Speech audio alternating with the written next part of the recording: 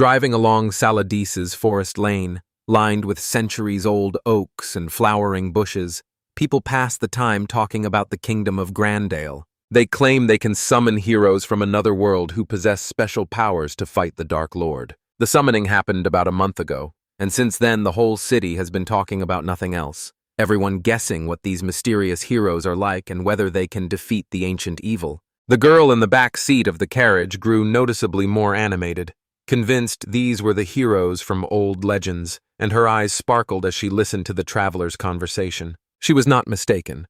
Legends say some of them have two unique abilities at once. Some may even display extraordinary skills. Ancient manuscripts mention them often. With those conditions, they will defeat the Dark Lord in an instant. When the war begins, ordinary traders will get their share of the profits. Merchants and cart owners were already rubbing their hands in anticipation of lucrative deals. Real Heroes was the title, and Tina, that was the girl's name, listened to the storytellers with fascination. She imagined mighty warriors who could defeat enemies with a single wave of the hand and noble knights willing to give their lives for a just cause. Tina pictured the queen in her daydreams, whose fiery speech about protecting humanity stirs young men and turns them into heroes. She knew that with such defenders the kingdom was safe. She longed to meet someone like that at least once, and believing her dream would surely come true someday gave her the strength to keep going even when life felt ordinary and gray. Miss Tina was grateful that in this world anyone could mentally access their own ability matrix. In the past, people could not even imagine seeing their true potential. Some will want to try it, and there will always be people who came from far away, eager to be among the first to test the strange feature, confident they will discover something special about themselves, their eyes shining with anticipation. Many young lives have been broken on the rocks of reality, and many hopes have turned to dust when the mirror of truth was revealed. Expectations are not always justified, and only the worthy are destined to become real heroes. Until recently, Akanos Canada was a completely ordinary high school student. He had no special talents or striking looks, just another teenager lost in the crowd. Each morning he washed, ate breakfast, and got ready for school. On his way, he greeted his neighbors like a polite young man. A month has passed since the high school students were summoned to the world of the kingdom of Grandale, and while the first few days felt like a nightmare, they have now grown used to the grand castles and green hills. Nothing important has changed here since the summoning. The Dark Lord is still at large, and that fact has haunted the kingdom's people and the summoned as well. Tamaki called to Canada. Complaining that all the onigiri were the same, she asked him to add more flavors. He gave her a displeased look. Once the class representative, she appears modest. You would not guess she has assassin skills.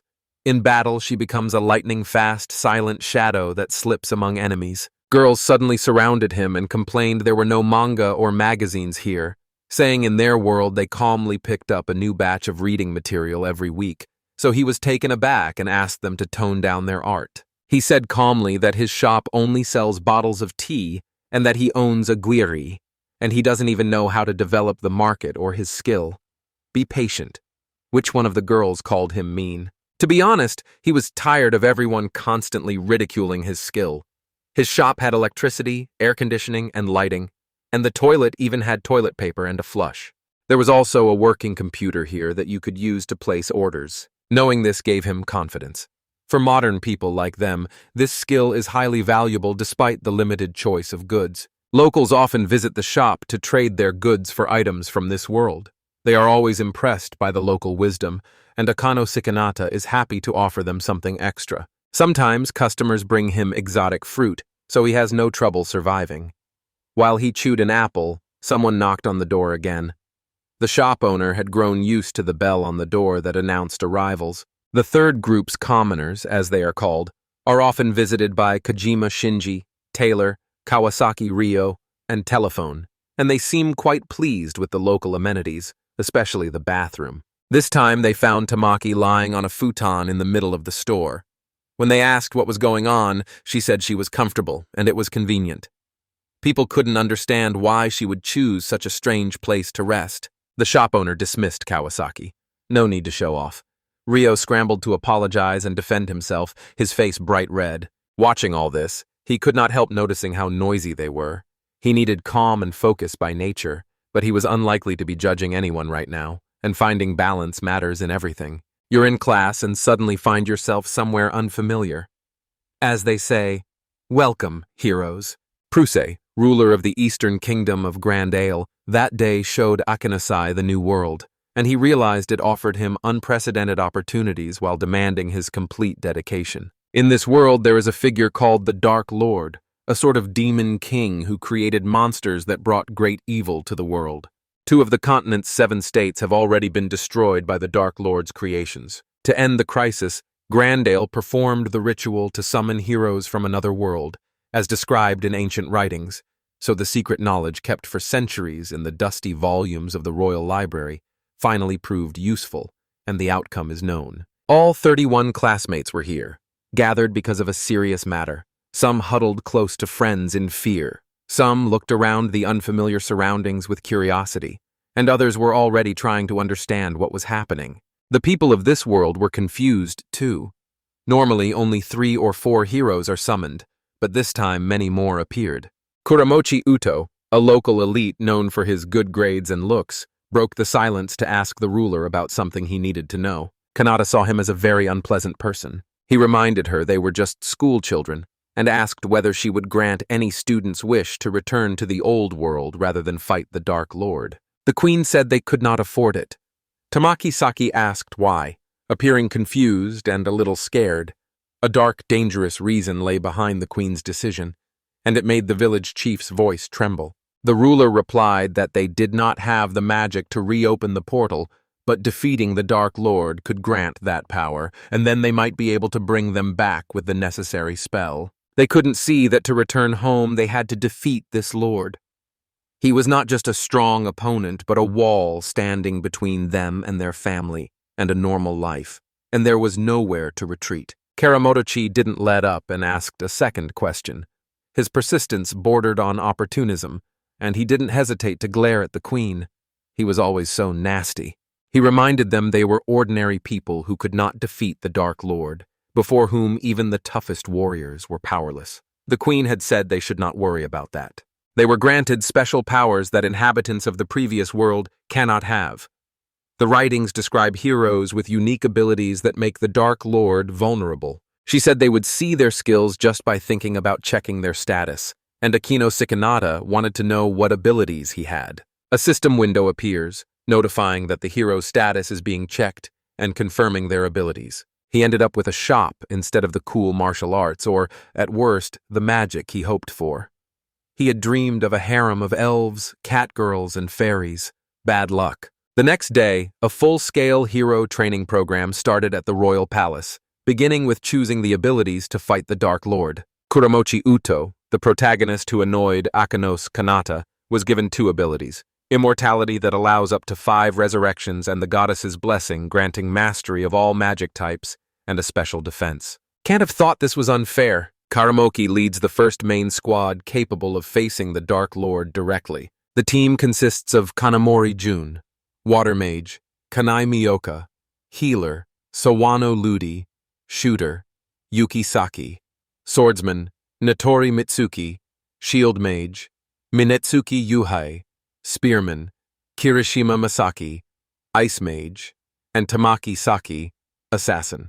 The second squad and the reserve members of the first group take over for the wounded. The third detachment Canada was placed in was declared unfit for combat, and he was deeply relieved. Even his friend Sugita Yuki, the fire mage, got into the main cast.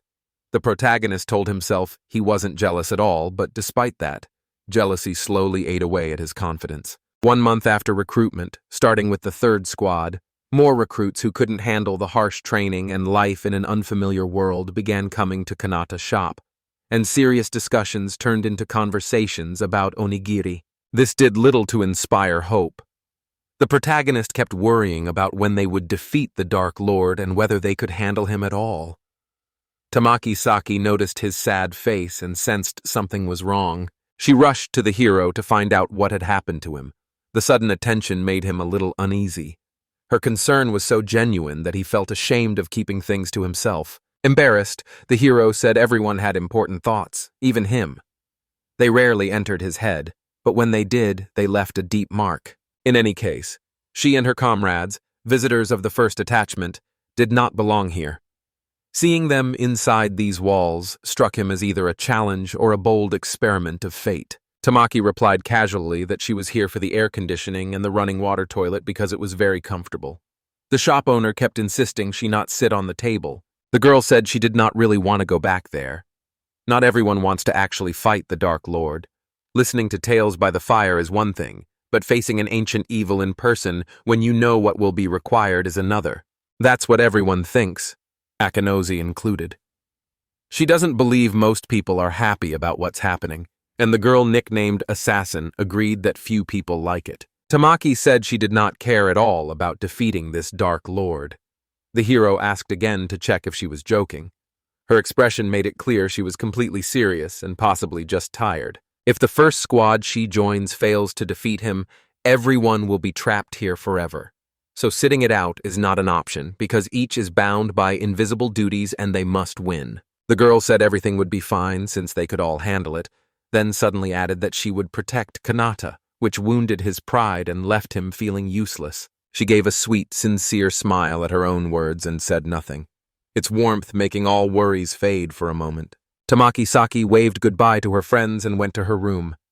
Kanata relaxed as the crowd finally dispersed and it grew quiet. He considered leaving the doors open until the others returned, since there was nothing else to do. Kanamori appeared out of nowhere, and it seems their squad lost a member, Minazuki Yohei, nicknamed Spearman, who often comes here. Kuramochi said he was very worried that the boy had missed training again. The wanted man looked caught off guard. His face went pale and his eyes darted from side to side. Needing a quick excuse for his absence, he apologized, said he felt sick and would rest in the store because the air conditioning was on. But Kanata remained wary of the hero's formal speech. Kanamori grinned oddly behind his back and said he understood this turn of events, his lips forming a sly half-smile and an unkind light flashing in his eyes, leaving everyone to wonder what he was planning. Taunting, he said this is where the third squad's so-called heroes gather, using the shop to rest and support one another to make up for their worthlessness. And with a grin he added that it is a fitting place for scum. The water mage continued, saying there were almost no supplies here and soon everything would be overgrown with grass. But 3 people objected, saying an otaku like him had no right to be arrogant just because he got a powerful skill. Minazuki stepped in, clearly tense about the growing conflict, and told them not to be rude to these two, his shaking hands and voice revealing he was nervous for some reason. A sudden wave of water hit everyone in the shop. No one expected it, not even Akinos. Arrows of water shot from every direction as if an invisible archer was directing the elemental display. This is unbelievable. A man hid behind the cash register to avoid becoming a victim of the next wave, while Kanamori stood calmly, watching as if he enjoyed the chaos he had caused. Water rose so high that the heroes floated, and even the items that had sat neatly on the shelves drifted away, and the current seemed able to drag everything under. No one knew how long this magical flood would last, or how to stop its effects. It was mainly his ability. No one realized he was that strong, and he himself did not think his power was so great. He asked the water mage to stop, but it was useless because the mage was completely absorbed in his magic and ignored everyone's pleas. A mere worm dared to confront Kanamori himself, a member of the main team. Kanamori's smile was chilling rather than reassuring. He slowly raised his hand, and the streams of water around him swirled with renewed vigor. He laughed maliciously, surprised that scum stayed scum in the other world, meaning all those who had tried to contradict him a few minutes ago. A calm, commanding voice cut through the water and his classmates' screams, and he was surprised to hear it and turned toward the sound. No one had any hope of surviving his performances. He couldn't ignore it. Kuramuchi Yuto himself was speaking to him. He had something important to say to Kanata, so he had to stop before the water mage swept him away. As the squad leader stepped forward to question Kanamori, the magician abruptly lowered his hands and the raging elements obeyed him instantly. Respect mixed with curiosity now showed in his eyes. Akinos shook off the water he had swallowed and spat it out as the squad leader hovered over him and greeted him by name. "Hello, Kanata." His calm voice edged with slight mockery. The boy looked up and said he hadn't expected such cruelty from a classmate after not speaking for a month, which hardly justified acting that way, and Kuramoshi didn't move a muscle. He wondered what Uto wanted to tell him. Uto started with a businesslike "I'll be brief," his voice unusually serious and almost official. The interlocutor tensed, recognizing and not recognizing his classmate at the same time. He wanted Kanata to leave this city, which made no sense, and the leader of the first squad argued his presence made some weaklings give up on reality. The problem wasn't just the useless third squad. Even members of the main squad were ready to head to Akanoshi's shop instead of handling serious matters. Discipline was collapsing, and Utah didn't know how to stop this spread of idleness. The boy said he was worried about that too. Trying to gather his thoughts was hard. There was a bitter but necessary truth in them. Utah continued. To return to the previous world, they must defeat the Dark Lord at all costs.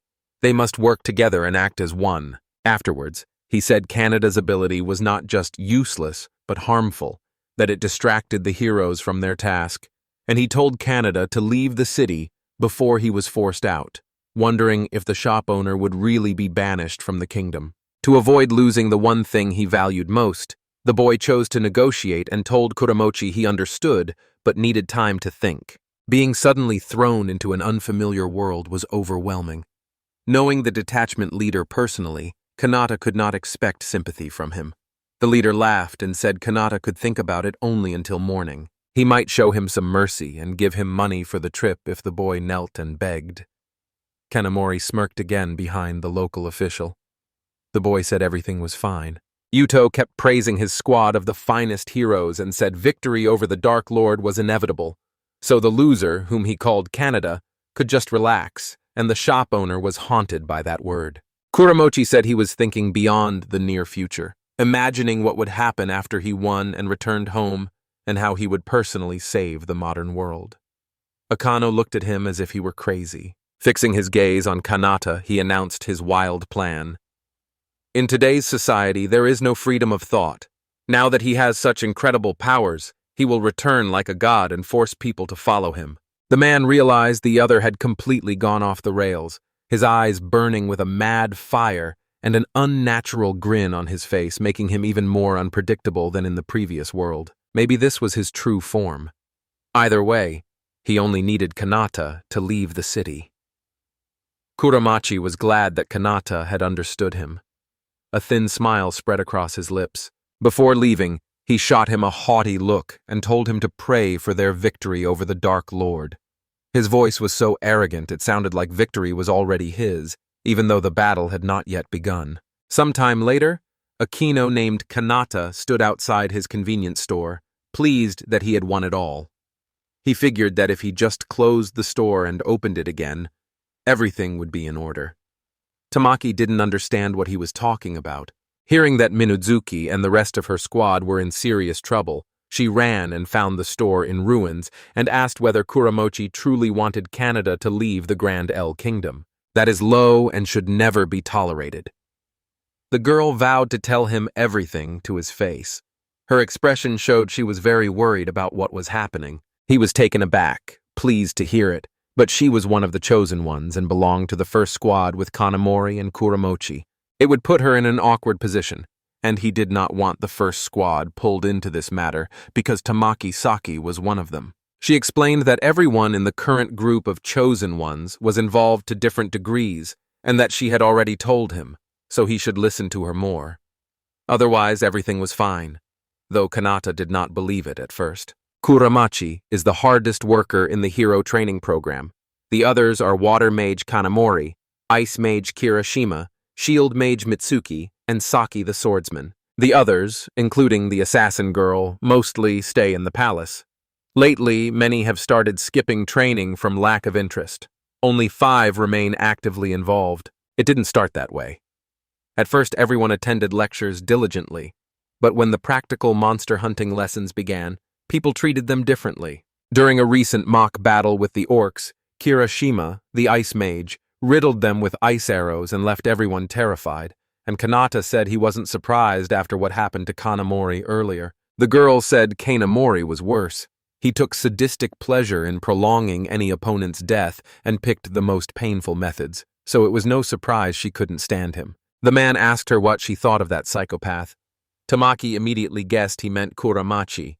She knew more about him than she cared to admit, but she decided to tell him because the conversation could save him from a lot of trouble. On the surface, he seems like an ordinary, hard-working top student. He always finishes his assignments perfectly and never misses training. That earns him a good reputation in the palace. His outward perfection impresses everyone. But behind that mask, something else is hidden. The girl admitted she had always disagreed with him, and recently everyone had grown afraid of him.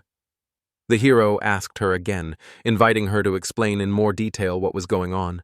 The former class chief began by saying that after training, everyone went home safely with nothing out of the ordinary, while Kuramochi headed straight to the Crusaders' quarters, and Kanata thought he was imagining things. Yudo spends every night alone with the beautiful Crusaders. The hero calls him a lecturing idiot.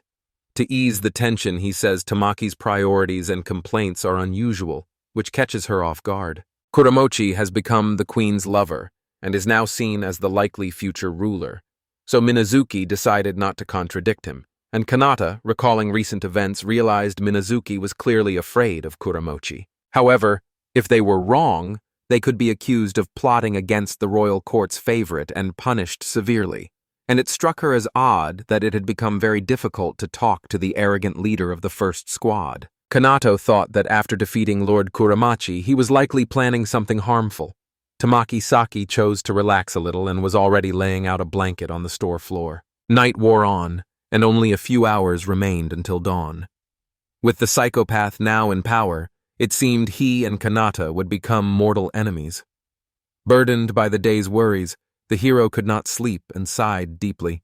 Akino said she hoped Tamaki could at least bring the leader of the first division to his senses, but maybe it was better not to block his path. While he was thinking about this, the assassin girl had already seen her 10th dream. Without warning, fiery arrows smashed into the shop windows in a deafening roar, and blinding flashes lit the room, leaving the hero terrified. The young man hurried to wake his friend. At first, she didn't understand what had happened. Kanaada took her hand and pulled her deeper into the building, holding it tightly. Half asleep, the girl tried to make sense of what had happened. Her mind felt foggy. He said they should check the surveillance cameras. They had probably captured whoever had disturbed their peace. Suddenly, the queen appeared on horseback, surrounded by armed guards. Crusaders Tamachi hid behind her classmate, clearly not prepared for this. Kanata had not expected the head of Grandale herself to come to deal with him. The hero realized she had clearly come to drive him out on Kuramochi's orders. But Tamaki did not believe that and thought they would not make things so complicated, suspecting it was meant to intimidate them into retreat. A ringing voice came from afar, echoing through the corridors and making the air tremble as it grew clearer, announcing the Queen of Grandale Crusade's arrival. The church declared the shop owner a heretic, accusing him of siding with the Dark Lord, but they did not hear everything correctly, and from that moment he was banished from their kingdom forever. That was not all. He could not accept being told he had committed countless horrible crimes over the past month, and it made no sense that Akinos, who had spent most of his time in the store, had become such a criminal. Tamaki defended him, saying he would never do such a thing, but it was a blatant lie that, to them, read as denial of reality rather than loyalty. The hero, who had been hit by dozens of baseless accusations, bowed his head over his desk. It was clear Kuramochi had made up lies to ruin his reputation, a disgraceful act. The queen pressed her accusations, giving him no time to think, and ordered him to submit immediately and leave the country or be burned along with his shop. He could not think clearly. If he could not stop the horror, he had to at least get Tamaki out of here. Pointing at the back door, he told her to run before it was too late. The assassin girl was taken aback. She insisted she could not leave him here alone under any circumstances and urged them to run away together. But the criminal said they were hunting him and that she would not escape the same fate if she stayed. Saying he would just give up, the shop owner still had a choice, and his words hung in the air like a weight as he looked around the shop, perhaps for the last time. Again, she said quietly that she did not want this. Her voice trembled like thin crystal, ready to break at the slightest touch. Fear and indecision showed in her eyes. She lowered her head and blushed slightly as she promised she would protect him no matter what, even seeming close to tears, and Canada looked surprised at how emotional the class chief was. Aquinas lightly ruffled her hair and told her not to worry about anything. His warm fingers slid gently through her silky hair, as if passing some of his calm to her. He said that if they escaped and met again, she could use the toilet and he would buy her more seaweed for the guinea pig. All she had to do was obey him. The answer stunned her. She told him to leave. She came to the store every day not for the perks, but only because he was there. Ignoring the assassin girl's words, the hero threw her out the door for her safety. Kanata said something stupid, told her he would pray for their squad to defeat the Dark Lord, and asked her to take care of herself until the end. With tears in her eyes, Tamaki admitted she had met a rare idiot. She ordered him not to die, and firmly told him to remember her promise. Kanata waved at her, and her words stayed with him. He stood for a while, looking toward where Tamaki had run. Hearing odd noises behind him, the man turned around. Akino told the guards he was surrendering, and would not even resist, and his appearance showed he was unarmed. Swords glinted at his throat as they closed around the boy, their blades razor-sharp, but Kanata kept his face calm despite the storm of emotions inside him. The queen backed his decision to surrender, convinced it was the right choice for a criminal. Standing with his hands raised, the hero saw how certain she was that he was guilty. Crucy looked down at him and said they would probably never see each other again. That explains why she called him useless without hesitation. The guards threw him out, leaving him unsure where to go. The heavy door slammed behind him as the boy walked on, lost in dark thoughts, feeling it was unfair and wondering why this had happened to him, whether he had become useless, and what he had done wrong. Twilight gathered over him. His next direction was unclear, and the uncertainty irritated the hero. As he walked deeper into the Saladas forest, it became pitch black. A dense canopy of ancient trees formed an impenetrable vault overhead. Fallen leaves and small branches crunched underfoot in an unsettling rhythm with his steps. The darkness here was so deep that even the fields around his grandmother's house didn't seem so gloomy. He looked around in fear as an unpleasant chill ran down his spine. It even felt like the darkness was alive. The hero wants to return to the city now, but if he's caught, he'll be burned alive because he is now exiled. If this keeps up, Kanata will become the class's fallen hero. In the forest at night, the faintest rustle of the trees is frightening. Akino kept scanning the area, listening to every sound. His heart pounded whenever a branch snapped in the distance or an owl hooted. Then he remembered something. Having the shop skill meant he could recreate it anywhere just by thinking about it. To test that, he ordered the shop to appear right here and now, and his instincts were right. Scanning the store cameras, Kanata saw ferocious wild animals stalking him.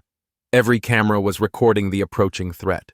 Their movements were coordinated, and they looked ready to attack. They're closing in on him. The man realized they were clearly attracted to the light and needed to turn it off throughout the store immediately. Looking around, he did not immediately see the switch. His breathing grew uneven and his heart thudded hard against his ribs. Sweat ran down his forehead and blurred his vision as Kanata kept searching frantically, unsure if he was gone. Akinos realized to his horror that he owned a convenience store, so he had never needed to turn the lights off here. There was no switch anywhere, and maybe the lights responded to clapping. Kanata decided to at least barricade the entrances.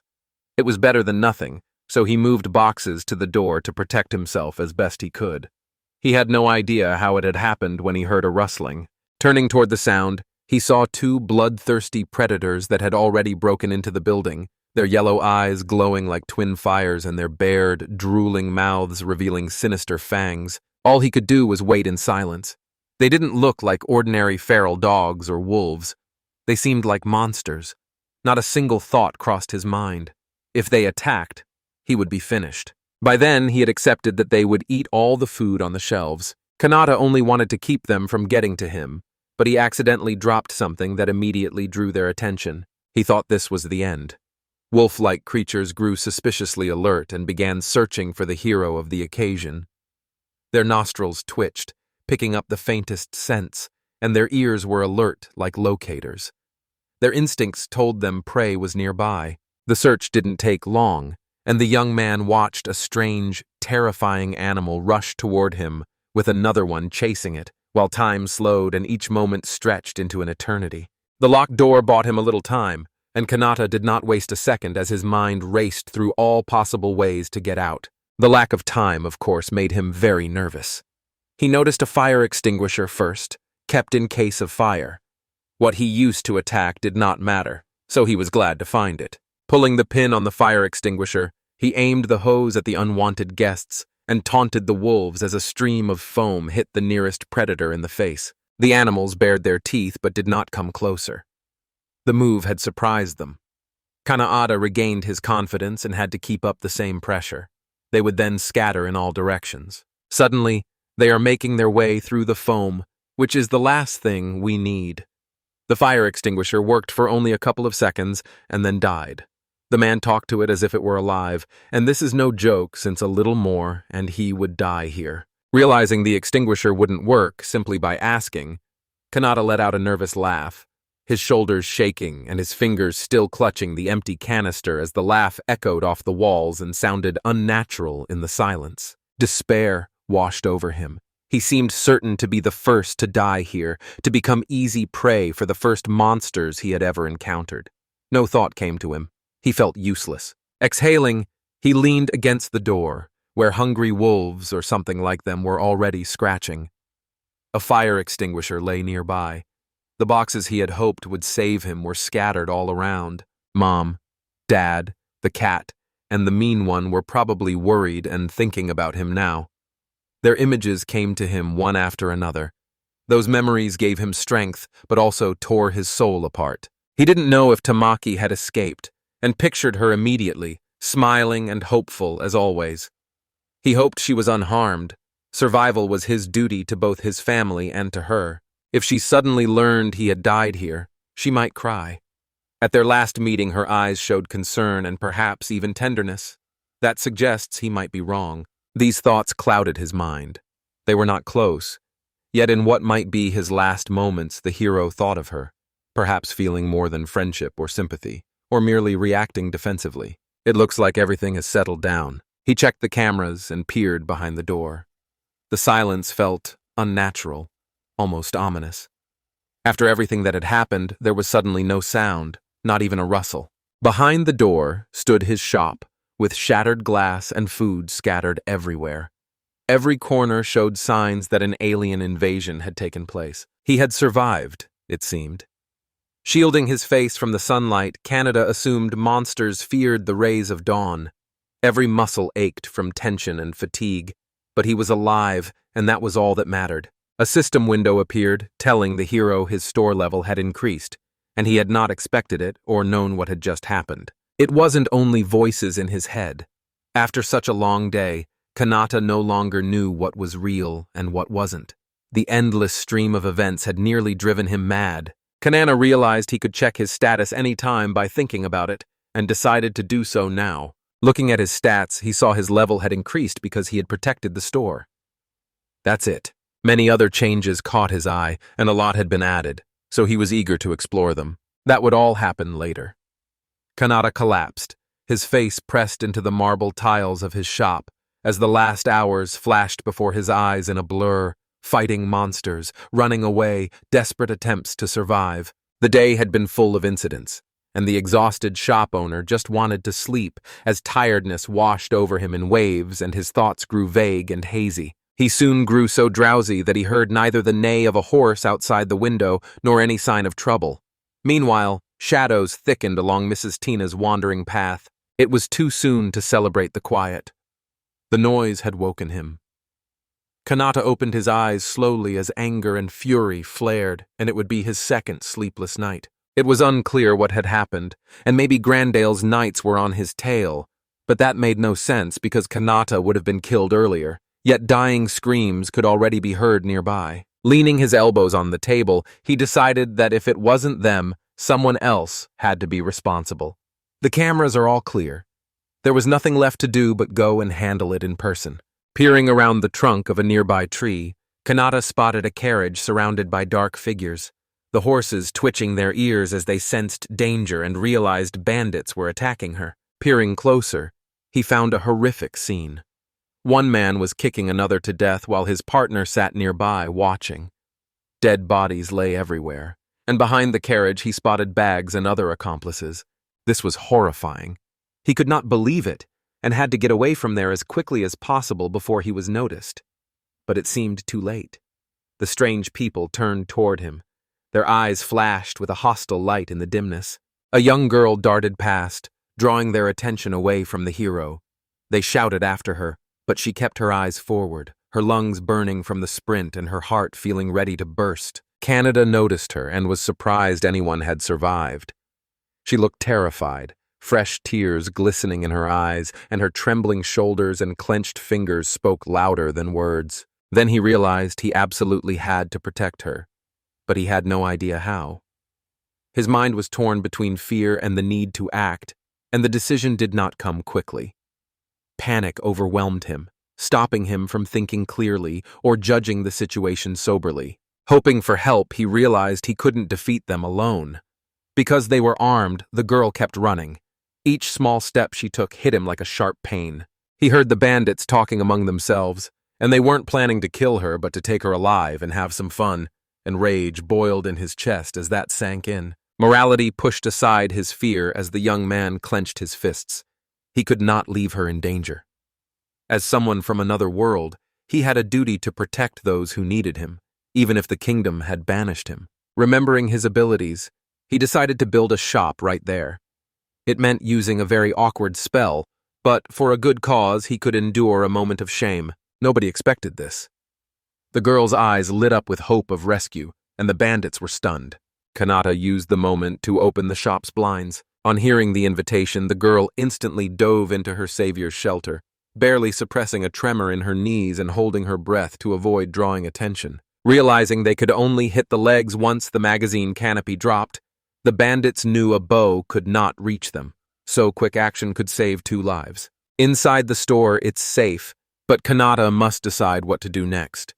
He's in deep trouble, his thoughts are jumbled, his heart pounds, and only the worst scenarios spin through his mind. Watching the cameras, he saw the bandits trying to get in and felt uneasy. There were too many of them. They moved like professionals, splitting into small teams to cover more ground. Kadina had only just thought the troubles were over when a new one appeared, and the mysterious strangers stood behind the hero, unsure how to thank him. He finally got a proper look at her. Her big eyes shone with happiness, but it was clear she had not yet recovered from what had happened, and she stood there uncertainly, as if a threat might be lurking here too.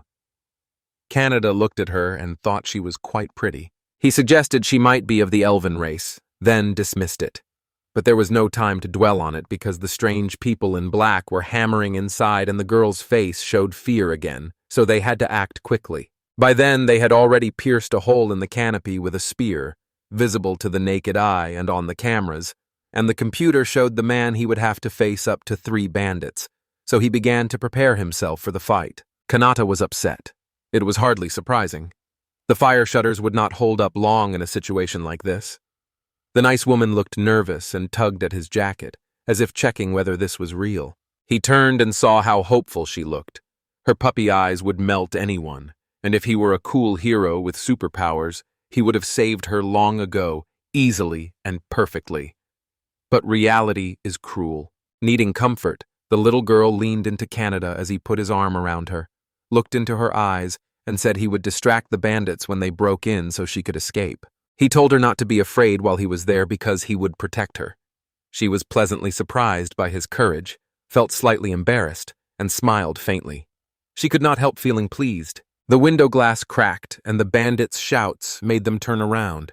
3 scoundrels were already inside and demanded that the runt, as they called Kadina, show himself.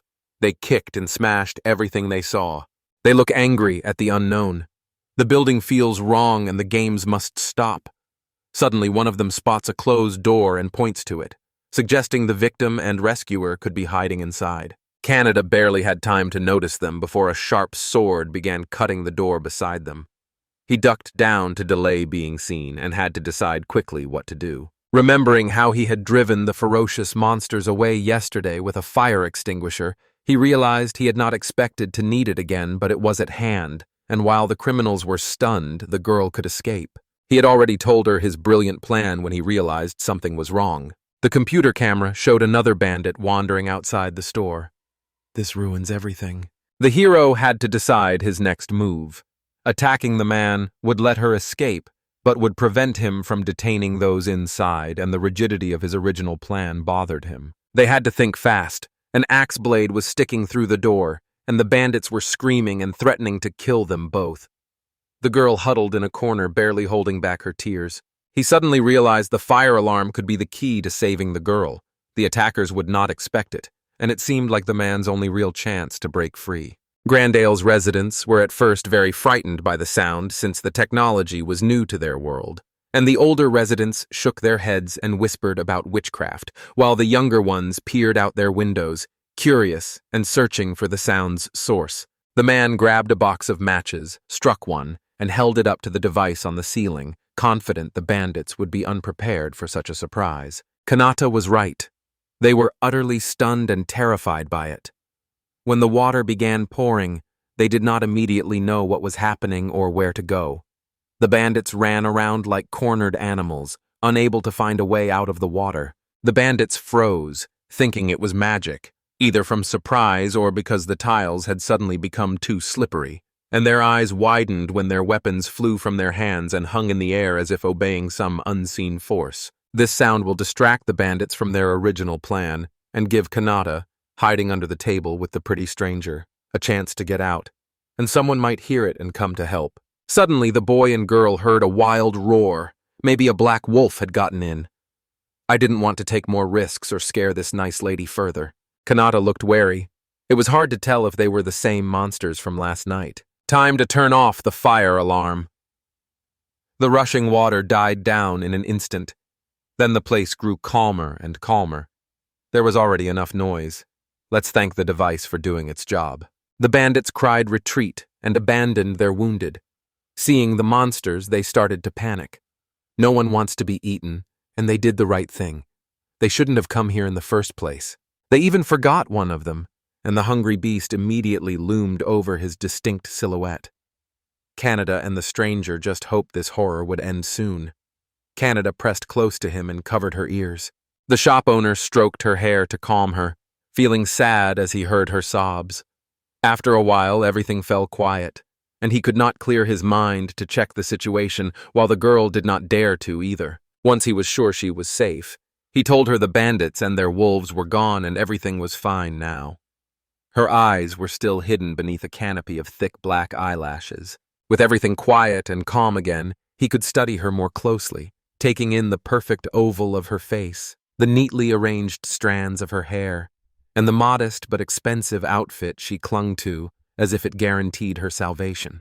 Akinosa felt confused and realized how certain situations could sharpen some senses while completely dulling others. So focused on the problem, he did not even notice he had been holding a sweet girl in his arms the whole time. Kanata did not know how to act, so she would not think it strange, and she kept looking at him as if waiting for something. Worried he had acted unnecessarily, he told himself he was only saving her life.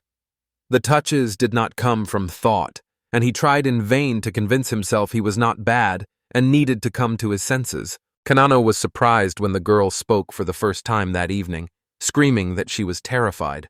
Fortunately, no one else in the building could react negatively to a loud voice. Her emotional reaction was understandable in that situation.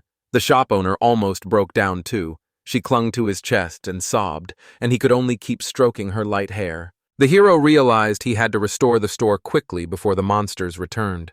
After everything that happened, the building looked badly damaged. The screen and doors were full of holes and the parquet floor was soaked. Still scared and hurt, she could not be left like that. So Kanata decided to calm the sweet stranger first, then handle everything else. She was so small his palms nearly covered her whole back. Canada had barely hugged her when the sound of a system window announced his level had increased, which irritated him slightly, so he decided to check his status. The hero's eye went to the light switch plate above everything else. It hadn't been there before, and the store owner looked puzzled. Appearing only on the third level made no sense, since she could have been added from the very beginning. Kanata's rage knew no bounds. The mysterious stranger was even frightened by such a violent reaction from her recently calm protector. Walking through Saladas, the young lady showed Kanata the way to the west.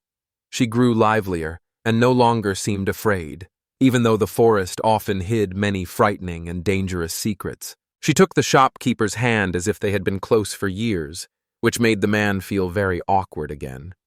If everything went smoothly, they would reach the city in a few days. The stranger beamed with happiness, thanked the man for his kindness, and introduced herself as Tina Arnuish, a girl only 16 years old. She told him she was the daughter of Sahara Arnuish, a merchant from Kadina, the city they were heading to through the forest, and the boy listened in fascination, for though they were both 16, she already seemed very independent. As Tina told her story, she kept thinking about recent events.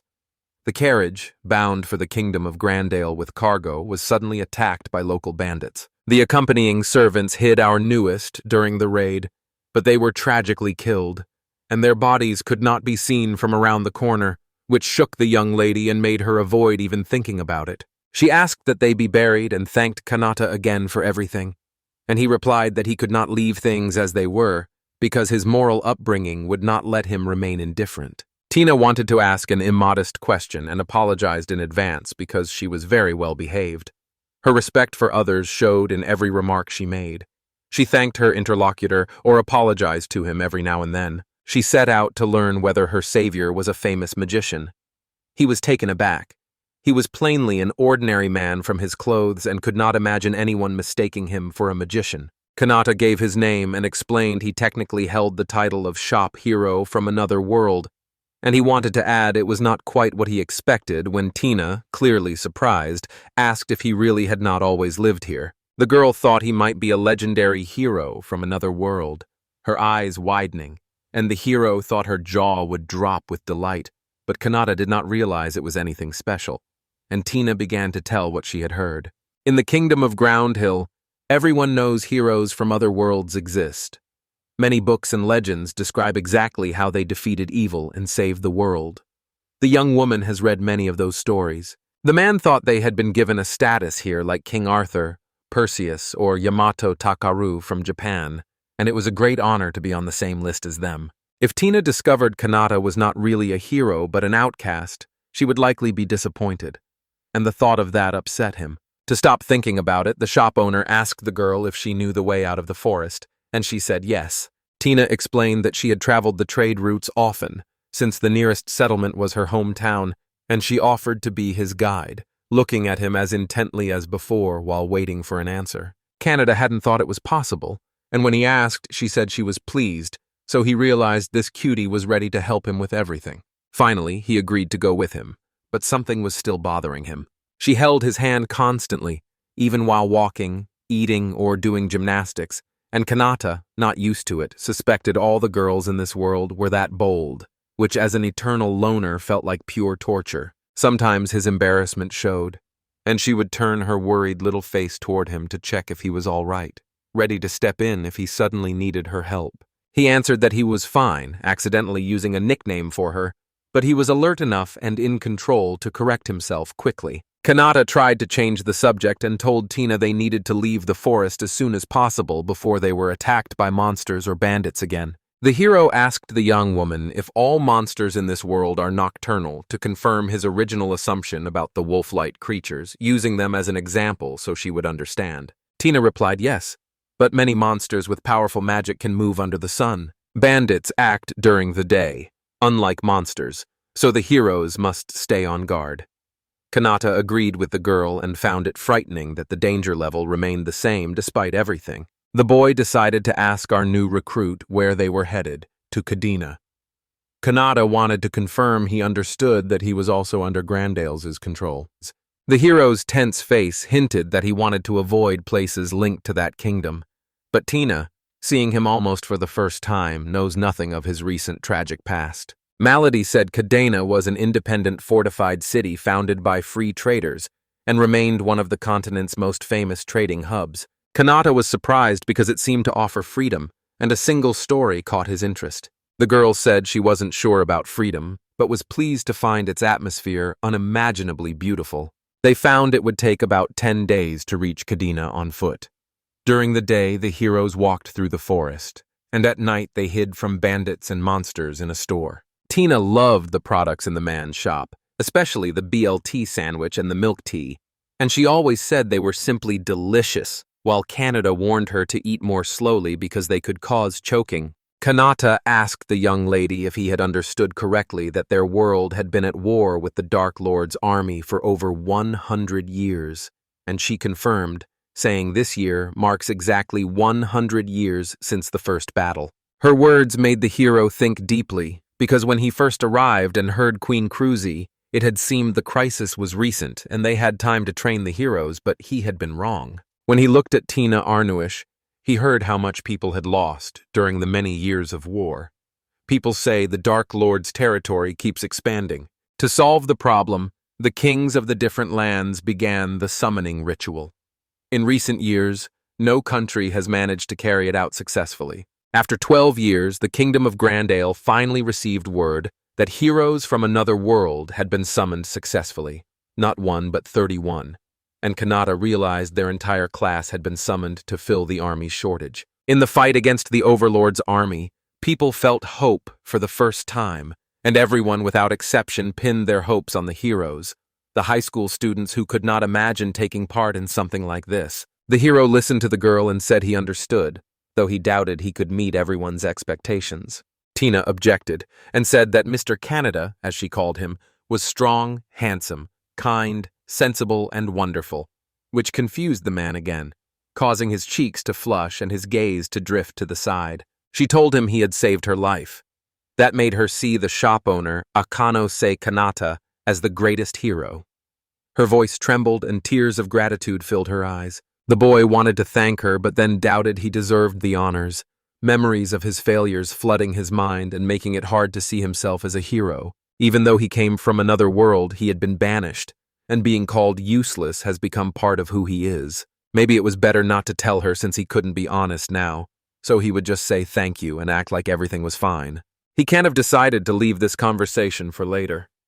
She stayed eager and wanted to ask him another question. Tina asked in a pleading tone what the hero planned to do after arriving in the city, and he said he had no specific plans yet. In truth, he never had any. Delighted, the girl invited him to stay and said her father would be happy to accept the man who had saved his daughter's life. Besides, our newest member couldn't wait to hear the guy's stories, assuming he had endless ones. Her eyes lit up with childlike curiosity whenever he spoke about his adventures. Kanata felt awkward admitting he knew very little about this world, but it gave him an excuse to stay with the locals for a while. He hoped he would not inconvenience the girl's family, but the girl said her family would be happy to host him. The hero thanked her, and she waved with a small smile, saying it was only natural. Helping others seemed as natural to her as breathing, and her voice had no hint of falsehood. Akanos hadn't thought about the future at all. There simply wasn't time. The range of goods in his store had grown significantly, which could mean now was a great time to start a business. Staying hidden in the store is not an option. You need to slowly leave your comfort zone and learn about the outside world so you can handle whatever challenges it brings. Unexpectedly, he felt a surge of enthusiasm and was surprised to find that having a goal could actually be exciting, since before he had assumed such ambitions were only for naive dreamers, but reality proved much more ordinary. He hurried to the city with his new, enthusiastic, sweet partner, who fully supported the idea, and though usually reserved, he became more energetic next to her. 10 days later, they reached the city of Kadina. Tired but hopeful, they paused to catch their breath and take in their surroundings, realizing their adventure was only just beginning. Pointing toward Kanata, the girl proudly said it was her hometown and drew attention to its beauty as the landscape that opened up held their gaze. The city was huge. Kanata saw ancient structures against towering mountain cliffs. He hadn't realized it was this beautiful when he arrived. In the otaku district, he couldn't help but notice they even held anime festivals here, which Tina didn't understand because it was so different from what people here liked. So Kanata tried to rephrase it by saying there were a lot of people. The hero said anime festivals in his home world were always packed, just like here. Listening with interest, she pictured a strong sense of unity among fans of Japanese culture. Tina said it was very nice, and that she had heard stories from other heroes about Akihabara and Ikebukuro, and she hoped to see them, while the hero was moved by how different everything felt here. His mind was fixed on the future, If he could return, he would take this sweet girl with him and build a happy life far from this world because she deserved a better future, and he could give it to her. They could have great adventures together in this world and even defeat the Dark Lord, but what comes next is uncertain. He might meet the Tina who was transported into his world, and it is unclear whether they can live happily ever after. The hero realized it was probably impossible and almost cried. Those kinds of happy endings do not happen in life. His accidental out-loud remark surprised his partner. Tina felt relieved to finally be home after everything she had been through, and tears filled her eyes. The girl took his hand again, as if at a loss for words, and said they were there only because of him, adding she could never thank him enough in her lifetime because his help was priceless. She begged the hero to let her express her gratitude another way, and Kanata didn't quite understand what she meant. The young lady asked him to care for her from then on, saying she would live only for him. He was stunned by her words and could not imagine anyone in the world whose heart would not skip a beat at her angelic eyes and words. Kanata tried to assure her he hadn't done anything special, but the words stuck in his throat. Her hands trembled as she clutched her dress. He had never seen such sincere devotion. Actually, he should thank Tina because he just needed a quick excuse to do it. Confused, the hero said that without her he would have been lost in the forest and only God knows what would have happened next. The girl was thrilled to learn she could help her savior in some way. Repeating her request, she ignored the hero's nervous laughter and his visible embarrassment. Nada suddenly noticed something. Their turn had come. The guards watched them closely from beneath their helmets.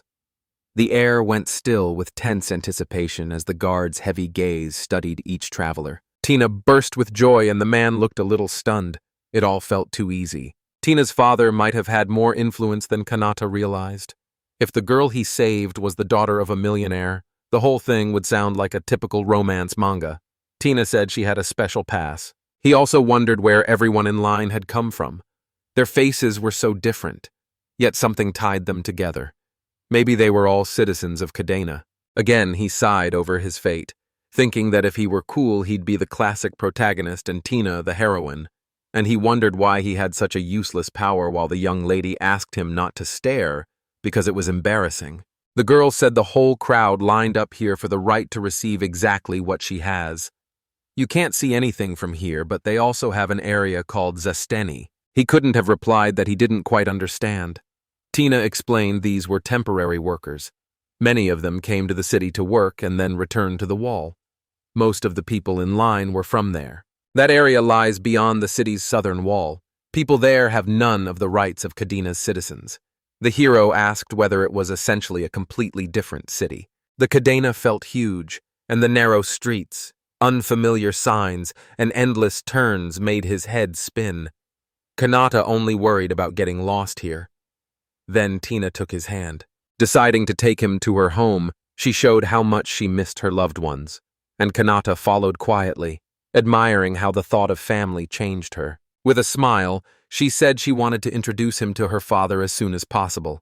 He glanced at their joined hands and probably thought about how quickly events were changing. After threading through several narrow, crowded streets, arm in arm and his sweet partner Kanata reached the designated place and gasped. A huge building stood before him. It looked like it could be her home. It seemed doubtful she was truly a noble lady, whose hand the hero should not have held, and it could not have felt like the story began with the title about a bride from another world for the hero. Whether he liked it or not, his guess proved correct.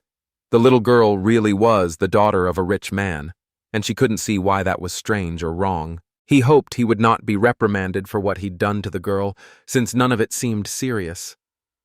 Then a man approached them. Tina hugged him.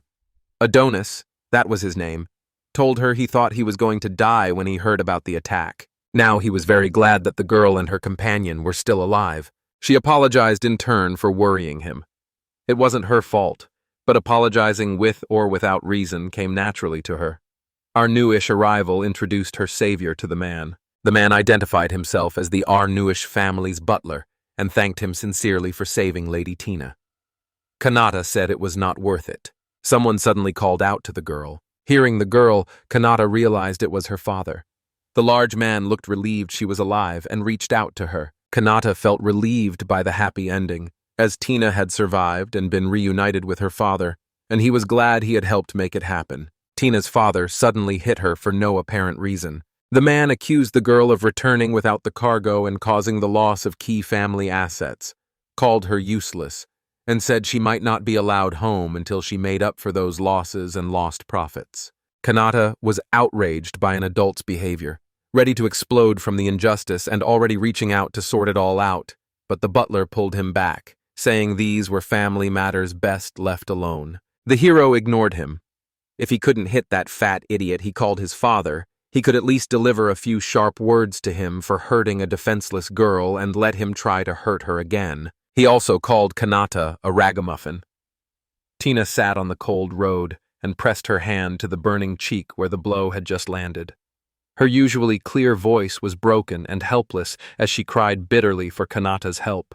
He reminded the fat bastard that Tina was his daughter and had nearly died.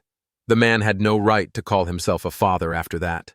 Every word he spoke dripped with contempt for him, if he could even be called a man. The conflict escalated. The man refused to back down, thinking the young man was taking too many liberties and had forgotten the city's rules. Tina knelt and begged him to stop. He risked his life to protect her, and he may one day save not just the kingdom of Grandale, but the whole world. She added that Mr. Canada isn't just anyone but a hero from another world. At those words, the impudent man smirked. Being the only one among all those called who had been expelled and recognized as a non-entity proved he was the most useless and worthless. Kanata clenched his teeth, wishing the truth had come out another way, preferably in person, since he did not want to be humiliated before her family, and he worried how she would treat him now after all those words. The father continued, "This is the same scoundrel who committed many terrible crimes, unaware that all these crimes had been fabricated to discredit Canada. He believed even talking to such a nobody was already damaging the Arnuish family's reputation, so he pointed at him and chased him away." Tina watched sadly. The lady herself stood up and, boldly and loudly for everyone to hear, announced that Kanata was her hero, and that he did not dare speak to him like that. Tears shone in her eyes. The boy heard this and did not know what to do. No one would believe him anyway. Her father ignored her, grabbed her hand, and said that since she had come home alive, she had to get back to work because there was no time to stand around chatting. Tina didn't want to. She cried bitterly and called Mr. Kanata for help, but he could only extend his hand, and her voice was so desperate and helpless that it made his heart ache. In the Zastania area, the hero did not expect it to be so run down compared to the other areas, because the place looked like a ghetto, more like a slum. The man sincerely apologizes for his brother's harsh words, but Kanata feels he should be the one to apologize. He had no right to interfere in Tina's family matters, even though he expected they would break up eventually. If the man had taken the woman away by force, it would have caused more problems. The man, clenching his fists, gathers himself, apologizes for his rudeness, and asks the other man for permission to ask a question. The other man agrees. Canada wants to start his own business in the city and is looking for a suitable store location. He says without citizenship you cannot trade inside the walls. He offers him an alternative and suggests doing it in the carry wall. Adonis says people can live and trade in the area for free. Newcomers aren't driven away here. Instead, they're forced to settle on the outer edge of the area, away from the wall, where the risk of attacks is high, forming a living wall of people. Standing in an empty area, he feels vulnerable and hopes there will be no trouble. Kanata lets out a heavy breath. A new life in another world begins, and he is prepared for the challenges. People turn around, surprised by the man's loud voice. Standing near the shop, Kanata summons people to raid a store from another world that holds their rarest goods. Customers enter the store in disbelief, never having seen anything like it, and the man remembers the people of Grandale. Before, he avoided much contact with local residents, but now his reach has expanded, and most importantly, he really wants to run this business so everything will improve quickly. A beautiful girl approaches the hero and asks him what a story is. Kanata smiles and explains the store sells rare items and goods from another world, advising them not to be shy. The city's residents are stunned, but they still begin buying things. The first customer bought a sandwich, and Kanata liked its taste, so he decided to make a good impression to encourage people to return. Suddenly, an awkward silence fell between them. Kanata overlooked setting the product's price. He felt uneasy because in Grandale he never had to spend money. A royal allowance was paid, but he never went shopping or spent it. Not grasping the value of money, the boy tries to recall the names of coins, even though he knows only 4 types. Slightly embarrassed, a young man tries to sort everything out. He sets the price at 1 bronze coin, and the visitors fall silent. Then shoppers rush to the checkout to grab discounted items, which frightens the main character. The store closed that evening. Kadina felt exhausted at work. He had a chaotic day. Later, a kind woman explained the local exchange rate to him. With 1 bronze coin, you could buy as much as you wanted. If a store like that existed in his world, Kadina would go there every day. He remembers people happily buying everything around them, and now he sees how reckless he was. Looking back, he says that if he'd known about the situation, he would have asked Tina about the local currency. He keeps thinking about the girl, worrying about her, wondering how she's doing and fearing she might be disappointed in him. Kadina misses her and is eager to see her. 1 month after the store opened, he had learned the local language and grown used to the hard work in the store. The seller set prices and limited purchases to 5 items per person, installed a guest-only restroom. He set store hours and 2 30-minute breaks for restocking, and though the 24 on the sign is a complete lie, he hopes the locals don't understand numbers. Only 1 cash register remains in the store, and everything is still largely supported by Kadina. Local people have begun to take care of it and support it. By now, the hero sees himself as part of this place. He believes he has finally found the purpose he has been seeking for so long. A man knocks on the guy's door and gets his attention. Kadina lets Exile in to collect the goods. The guy hands him a bag with yesterday's proceeds, and the man praises him for his excellent trading skills. Exile teases Kadina, saying he envies him. The man who seems suspicious is actually a merchant from the West. They met about a week ago after the store opened. That day, the man was going to take a break when a stranger suddenly spoke to him and made him nervous. Grinning, the merchant peered into the doorway and offered an intriguing proposal. Kadina felt afraid because the man seemed suspicious. I'll ask the store owner how he exchanged his earnings, but he didn't understand what exchange meant. The merchant said each of the man's goods brings 1 bronze coin, and that he collects thousands, even tens of thousands, every day. So storing them must be a problem, and the hero thinks about that. Zero offers to trade bronze for gold coins, but not for free. He requested 0.5% of the amount for his service, and assured the man it was a good offer. Suspicious of the merchant, the young man still seriously considered the offer because the store really had too many coins. That's how their collaboration began. Early in their business relationship, he felt uneasy and could not tell if the other man was trustworthy, but he kept working with him to exchange coins. The others still cooperate, and the merchant jokes that Kadina is the area's deity, which makes Kadina embarrassed and asks them to stop using nicknames. Kadina wonders whether their world has only 1 goddess, Astia. Exile says the word deity is linked to her, and across Grandale and every other government, leaders and prominent figures are women. Exile told Nahak that anyone whose deeds are like those of saints is revered as an incarnation of the goddess Astia, and the man, though he agrees, still finds it strange. He cannot get used to it. The fact of his existence is a miracle, and it does not matter whether he is a man or a woman. The merchant is baffled that Grandale banished a hero with such remarkable abilities and calls the people fools.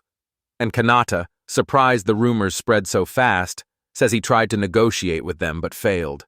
He remembers Tamaki and wonders how she is doing now. He asks Exile for an update on Grandale. The merchant says that, aside from news of his exile, the other kingdoms actively back the heroes, while Grandale refuses to let them leave the country. Exile wonders if the hero is really that curious about what is happening in the city, and he gets confirmation. Even though some of the heroes are not very good people, his friends remain, and he worries about them and wants to know how they are doing now. The merchant connected it to Kadina and promised to order his men to investigate, saying that if the hero asked, he would do his best, and the boy felt embarrassed and thanked the man. The pensive young man asks her directly why the other man treats him so well, since he gains nothing from it. The surprised man does not understand what the young man means. In his view, Kadina is the greatest hero of the past few hundred years, and this greatly surprises the man. Wanting to be honest, the merchant tells him that no one truly wants the heroes to defeat the Dark Lord. Kadina is stunned by this news. The war with him has long been part of a vast economic system. If the Dark Lord disappears, Countries that trade resources for battles and mercenaries will lose income.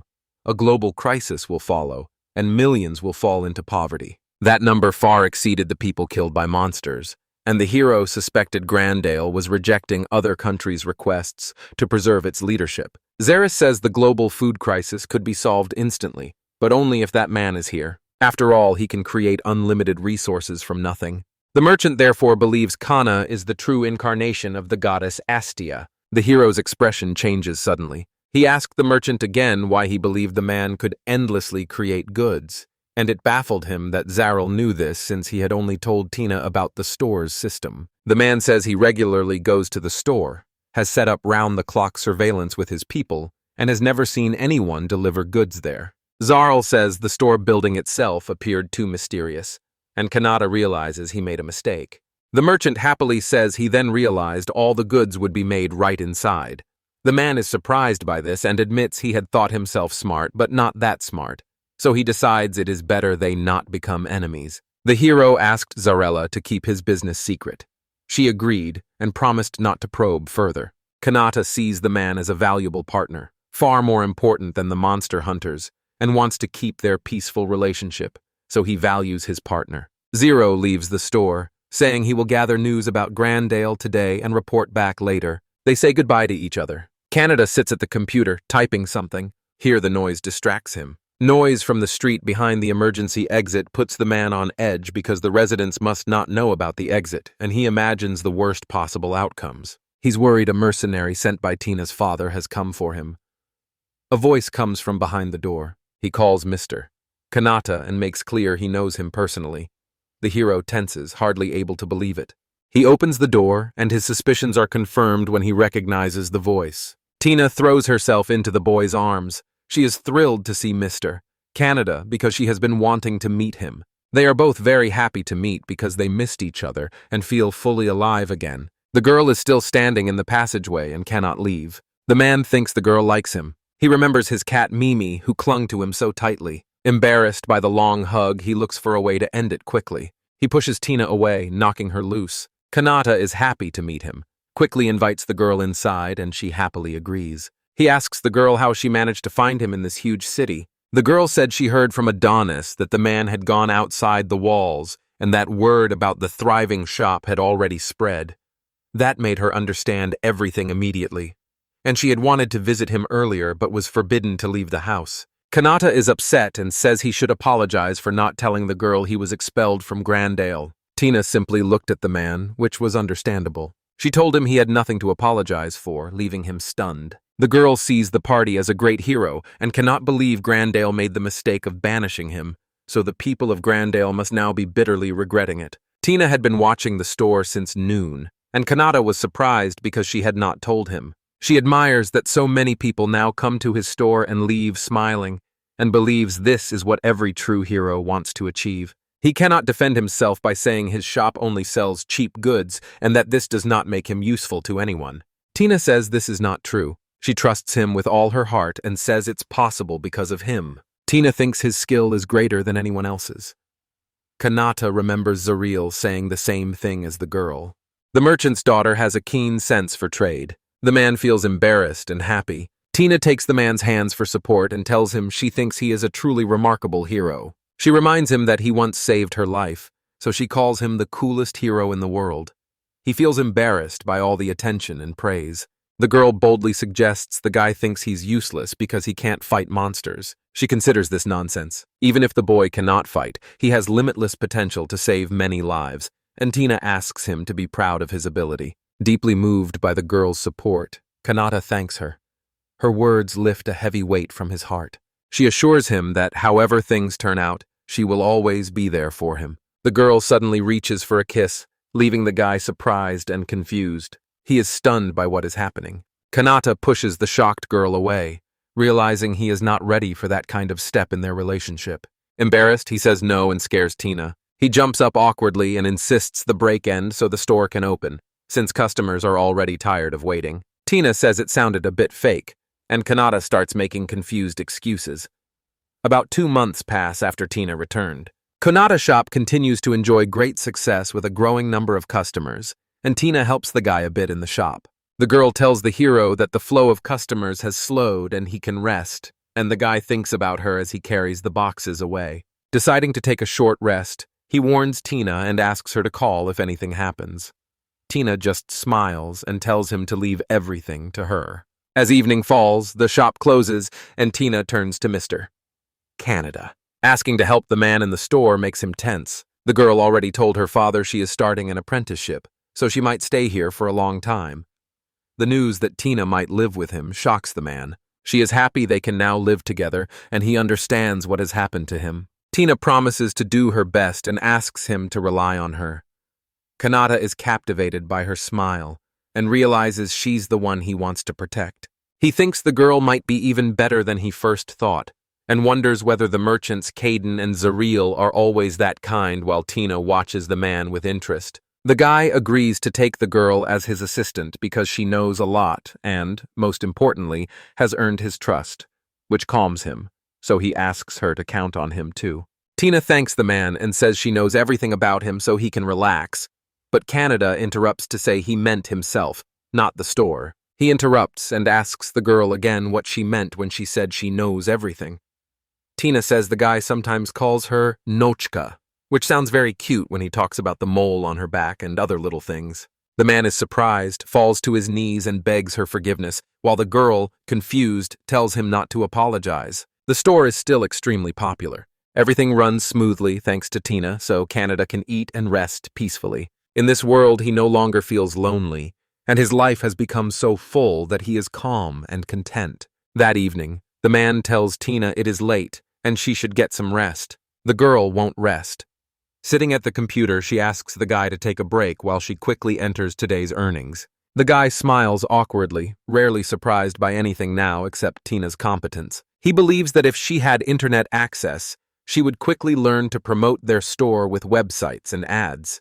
After a while, she finishes her work, looks at him, turns off the light and goes to his bed. She sits on his bed and watches him sleep. A man wakes terrified and pushes the bed's grill off. Tina clicks her tongue and mutters under her breath that today is another failure and wishes it would just watch her closely. Tina climbs into bed and wishes the man goodnight as he buries his face in his hands, thinking that if he crosses the line there will be no turning back, and that resisting the temptation will be difficult. He wishes her good night and leaves, and she falls asleep determined not to give up and to try again tomorrow. Their days went like that. He ran the store during the day and fought with Tina in the evening. One day he heard a sound and realized his level had gone up, and he was shocked because he did not understand what he had just done. Kanata realized he alone could hear the level rising, so he hurried off without wasting time, calling to Tina that he'd be in his office for a while. The hero couldn't understand why this happened, since he hadn't fought anyone or defended himself, but he still checked his status for a system error. He really leveled up by running the store instead of fighting, which is much cooler, and gained new goods, a defense system with a scouting drone, and more. New icons have appeared on his desktop. He decides to study them because the store may have added devices made for this world. Their purpose is unclear at first glance, so it is best not to use them right away. A man discovers a reconnaissance drone and doubts that it is safe. Hoping it won't cause any harm, he tries to launch it. On camera, Kanata sees a drone that appears to be flying straight from the store's roof. The drone shot up into the air, surprising the man with how high it could go. Delighted with the new device, he is surprised that the drone can even spot someone sleeping on his store's roof. He suddenly realizes a stranger is sleeping on the roof and freezes. Zooming in on the picture, he studies the body lying there, bewildered. He runs up and climbs onto the roof to find out why someone who should be in Grandale is here. After climbing onto the roof, the enraged Canada shouts at the girl, who flinches in confusion from the sharp screen. The boy recognizes the girl, Tamaki, and she greets him. A clumsy girl tries to speak, loses her balance, and falls headfirst onto the hard floor, hitting her face. Tamaki yells at the man for scaring her and warns that any bruises on her fragile skin will be his fault. Kanata asks the girl why she is here. The girl rushes up to him and tells him she came for him. Kanata is puzzled by the girl's words. Zareel asks another merchant if this is true, and the man confirms the report is accurate. A nervous man stares up at the night sky. A sudden roar comes from the mountains. From there, a huge monster emerges and hisses. Kanata asks the girl how she got here. Tamaki says her level rose during the hero training program, giving her search and tracking abilities, so she ran out of the city and came here. He is surprised she got through the forest, since it is dangerous and full of monsters. Tamaki was simply using her assassin ability called stealth. Her power makes her presence disappear, so she escaped even while monsters were chasing her. The guy is thinking. She began to panic because she expected his admiration and surprise, and he stood there thinking how he had triggered her two unusual abilities since his only power was creating new kinds of onigiri. Kanata says it is not that important, and he is more interested in something else entirely. Tamaki awkwardly admits she ran away from the training program. The girl says the program keeps getting harder and she's completely fallen behind. The guy is surprised and asks if she's sure that's enough to defeat the Dark Lord of Demons. She isn't upset at all and is almost certain the elite group has already formed around Kuramochi, with Kun at the head, so they can easily win without her. Kanata asks how the others are doing and whether the girl is all right, and she agrees with him only hesitantly. She says everyone on the third team was worried about the man. Many were saved by the store within walking distance, but now that he is gone, some have even become recluses. Most people accepted Kuramochi's story as the truth and blamed the boy for his expulsion, and he replied irritably that the first team had never accepted him. But Kanata's best friend was worried. The girl then asks the hero if he remembers Esagiri, Raiku, but he barely remembers her. Tamaki tells him she went missing around the same time the man left town. Minazuki-san ran into her at the gate. She told him that since Aki Nosakun, the person she had been observing, was eventually expelled, there was nothing left for her to do in the city. From then on, she decided to travel freely, asked Nezuki-kwan to take care of her, and wished him well. The man is shocked that the woman watched him the whole time and asks why she did it. But Tamaki does not know the reason, and she then asks if she might have been following him while he says he did not see her. A man asks if it was all right that a sugary from the 13th went alone, and Tamaki says Rakia-chan has the Po ability. She still doesn't know what her ability is. Kanata asks if the girl can use her search and track ability to try to find her. The girl throws up her hands because without the prophetic person she sought, nothing will work, and that person unfortunately took everything with them. In this case, the man decides to contact a reputable merchant, since he might have information about us at Giri. The girl thanks Kanata. Relieved that he cares so much about Rei Kashin, she thanks him again. For him, this was nothing special, just obvious, and he sincerely hopes everyone in his class survives and returns together to their homeworld. The girl is pleased by this and gives the guy an understanding smile. She also believes they must all come back safe and sound. The man says the girl's ability to search and track can't be used without a goal, and he offers to give her something. The girl starts waving her hands and screaming in embarrassment, leaving the guy puzzled. Tamaki's bag already had the guy's kitten keychain, and she's relieved he didn't notice it. She touches her keychain, but Kanata doesn't notice. Tina rushes into the room, worried, and tells the hero they are running low on sandwiches. She then notices Tamaki and, looking lost, apologizes for interrupting them. Tamaki only screams in shock. She asks impatiently who the cute girl next to her is. The slightly puzzled guy remembers this is their first meeting. Kanata points to the girl and says she is his hired employee. They work together in the store by day and share a home at night, looking after each other. The girl introduces herself as Tina and admits she is a little clumsy. A delighted scream escapes Tamaki. She knew Tina was just an employee, but she didn't realize the man might be short-staffed. Screaming again, she offers to hire her as well, and Tina steps in and apologizes for bringing it up. Since she started working here, the staff shortage has eased, so she thinks 2 people are now quite enough. She goes to Kanata expecting his approval, but he is only surprised and notices that thanks to Tina, everything has become much easier. There is still a labor shortage, so Tina is upset and Tamaki is happy. Tina covers her face with both palms in disappointment. A man tries to calm her, saying Tamaki can be loud, selfish, and clumsy like an old man, but she's not that bad. The man tells Tamaki he remembers that his store's level has gone up a lot. They lead her into the store, and she is surprised by the wide selection inside. Tamaki is delighted they have many kinds of sandwiches, rice balls, and drinks. They also have a wide selection of sweets like pudding and melon bread. Kanata proudly reminds Tamaki that he once had only 3 items. The girl says she wants to stay here for the rest of her life. She throws herself into his friendly embrace and tells him he is the best. She runs through the store, marveling at every product while already searching for a Coke that goes with French fries as Canada watches her smugly. Happy to try anything, she jumps around a pile of food. Tina laughs into her palm and tells the guy that Tamaki-san is very funny. Kanata nods in agreement. Despite her eccentricities, she always looks after her classmates, including him. He also wants the other girl to get along with her. Smiling, Tina apologizes to Kanata for being rude to his best friend. She says she is honored to have the chance to meet heroes from another world.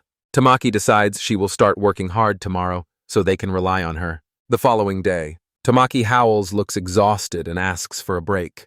Kanata is surprised by how quickly the girl got tired. With no visitors, they unanimously decide to take a break. The man noticed far fewer customers than usual today. Tina moved to close the door, but a customer stood outside. Kanata was surprised to find the district head, Sochi Melty, waiting for him outside the door. Though called the district chief, she has no formal administrative role outside the community. An elder, she often organizes residence meetings and says she really likes these French fries. Gentle and friendly, Sochi is loved by all the locals. Outside the wall, she is known as the head of the district and the mother of the district. She thanks the heroes for their hospitality, and Kanata thanks her in return for welcoming him as a newcomer. The woman believes Kanata has become indispensable to their community, so everyone should be grateful to him. She asked him to introduce her to his employees. Tamaki introduces himself to the woman as a hero from another world, like Kanata, and says he is glad to meet her. She smiles and says they are honored to have two heroes in the outer wall area. Tina meets the woman and thanks her for taking care of them. Unsure if Tina is bothered by her being from the city center, Kanata tells her she looks like an angel. For a long time, people had told her that a nice young woman worked here, and she was very glad to finally see the one she'd heard so much about. With tears of joy, the girl thanks her because she is happy to meet her. Kanata is pleased that Sochi and Tina are now friends. Grateful for the visit, he thanks the district head but is unsure whether she came on official business. She puts a hand to her heart and says she came to tell him something important. She is very sorry, but she wants him to leave this place and this store immediately. Zoril appears out of nowhere and fully supports the woman's words. Everyone except Sochi is too frightened by the merchant's sudden appearance to ask when he managed to appear here. He says they were so absorbed in their conversation they didn't even notice him, so he just walked through the door. He praises Tina and the leader, then notices Tamaki and realizes that before he knew it, more beautiful, charming flowers had appeared. She tells Zaril he arrived just in time since she had been talking with Aquino-san, and the merchant apologizes and asks her to continue. To prevent misunderstandings, the woman says this is primarily to protect Akina's son and the store. The man looks at the woman confused and echoes her words. She explains this region has been home to an ancient earth dragon since before the current demon lord created the monsters.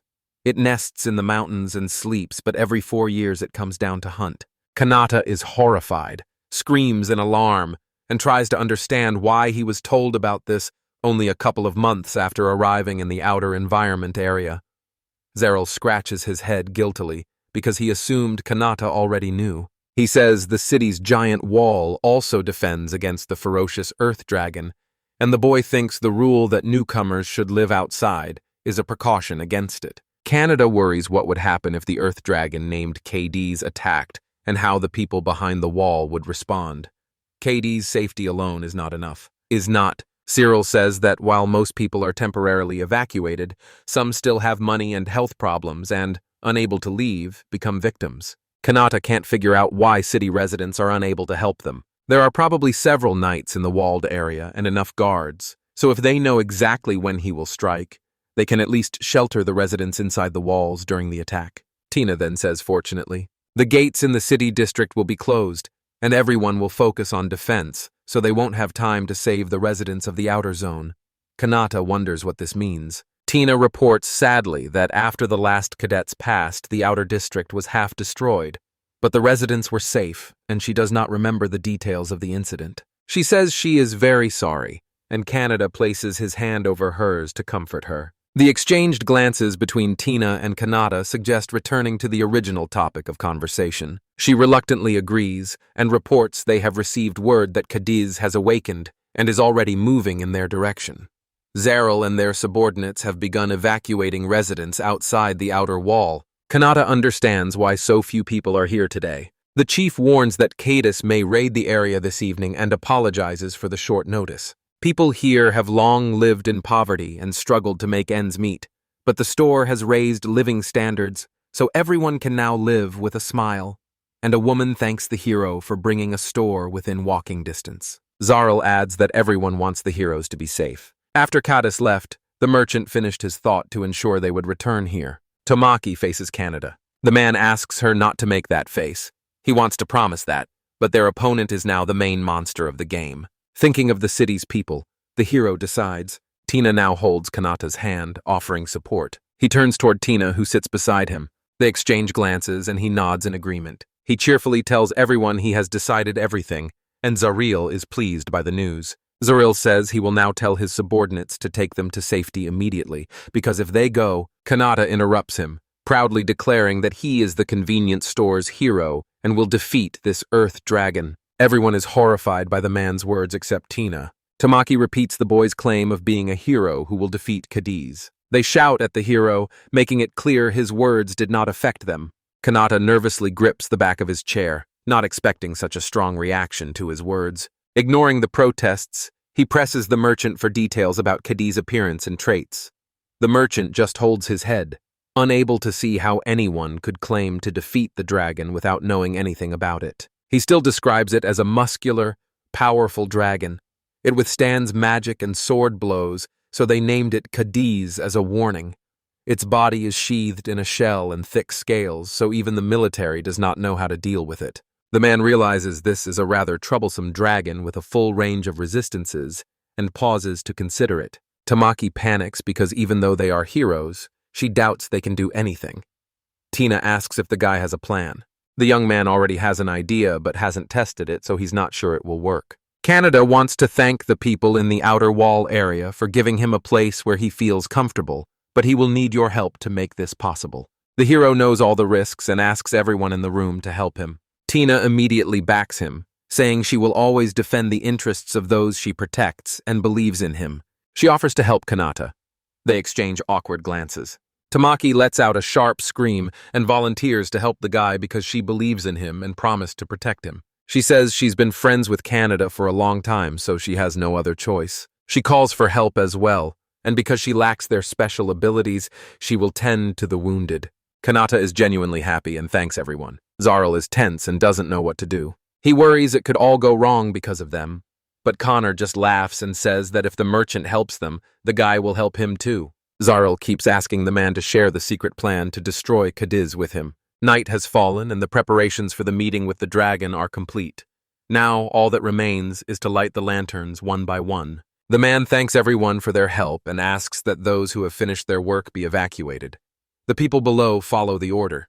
Looking down, the hero considers. Tamaki was made responsible for the drone and is now waiting for the store's command to operate it. With help from others, everything is ready. Now everything depends on whether the hero can defeat the dragon. He has managed until now but must face a powerful dragon and fears he may not beat it up close, which would put everyone in danger. Tina approaches the tense man cautiously and asks whether he is all right. Konata tells the girl he's actually very scared right now. Tina encourages the hero, saying that with their help he will definitely succeed. Kanata is flattered by Tina's confidence and wishes she had the same. Tina decides to tell Kanata the magic words, and he is surprised. She tells him that even if he makes a mistake, the whole world might hate or reject him. She'll always be there, so he shouldn't fear failure. Whether he's kind, brave, or even the most cowardly, she'll accept and protect Kanata no matter what. He looks at Tina in surprise. She smiles shyly and asks whether her words brought relief. Her words helped him and gave him confidence, and he tells her it really was magic. Tina smiles happily at the man. Suddenly, a distant roar and people's screams interrupt them. Kadis reached the mountains and settled there. The heroes stare in awe at the massive earth dragon. Canada shouts at Tamaki to start guiding the dragon with the drone. Reacting quickly, she begins clicking rapidly at the computer. The drone moves toward the dragon, and Kanata tenses up because Kadis is much bigger than he thought.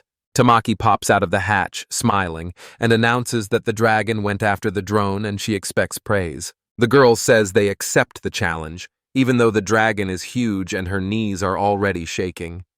Tina reassures her and says everything will be fine. The man answers hesitantly, likely frightening Tamaki. Kanata believes the magazine should be nearly as large as the giant monster and hopes it will survive the collision. The dragon rushes toward the store.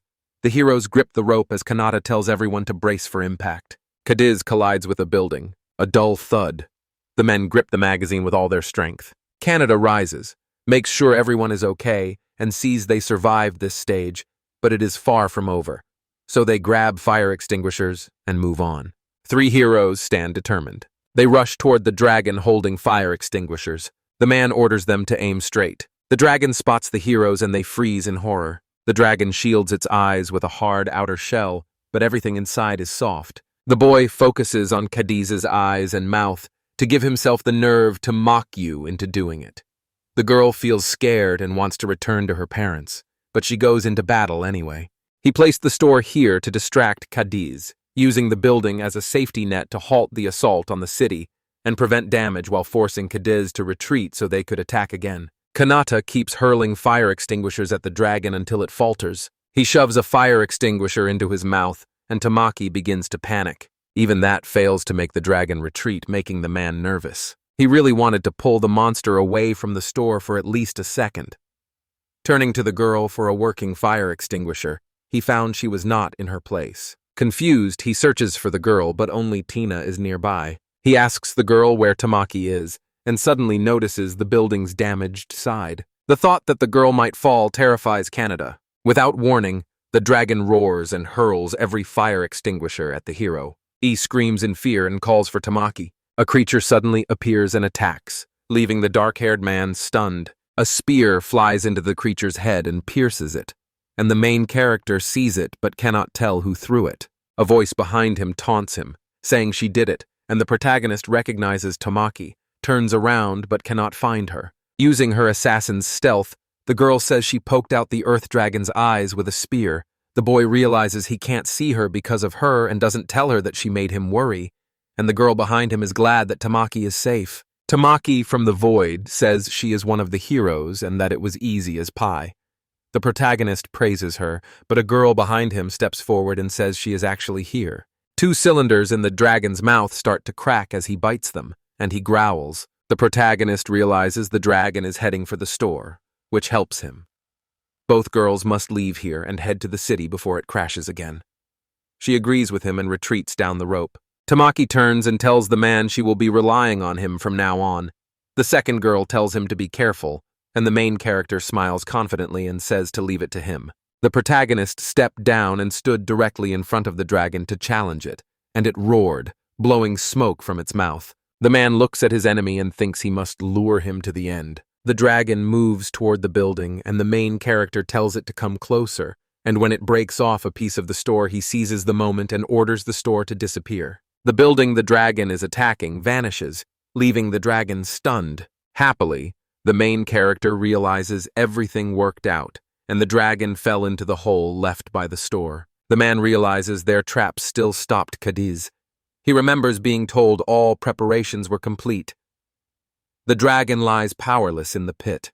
The main character realizes that as soon as he thinks, a store appears beside him, but each time it shakes slightly and kicks up a cloud of dust because there is a gap between the store and the ground you could fall into. He thinks about doing this in the air, and he had thought he would never get a chance to use a technique that needs a height difference.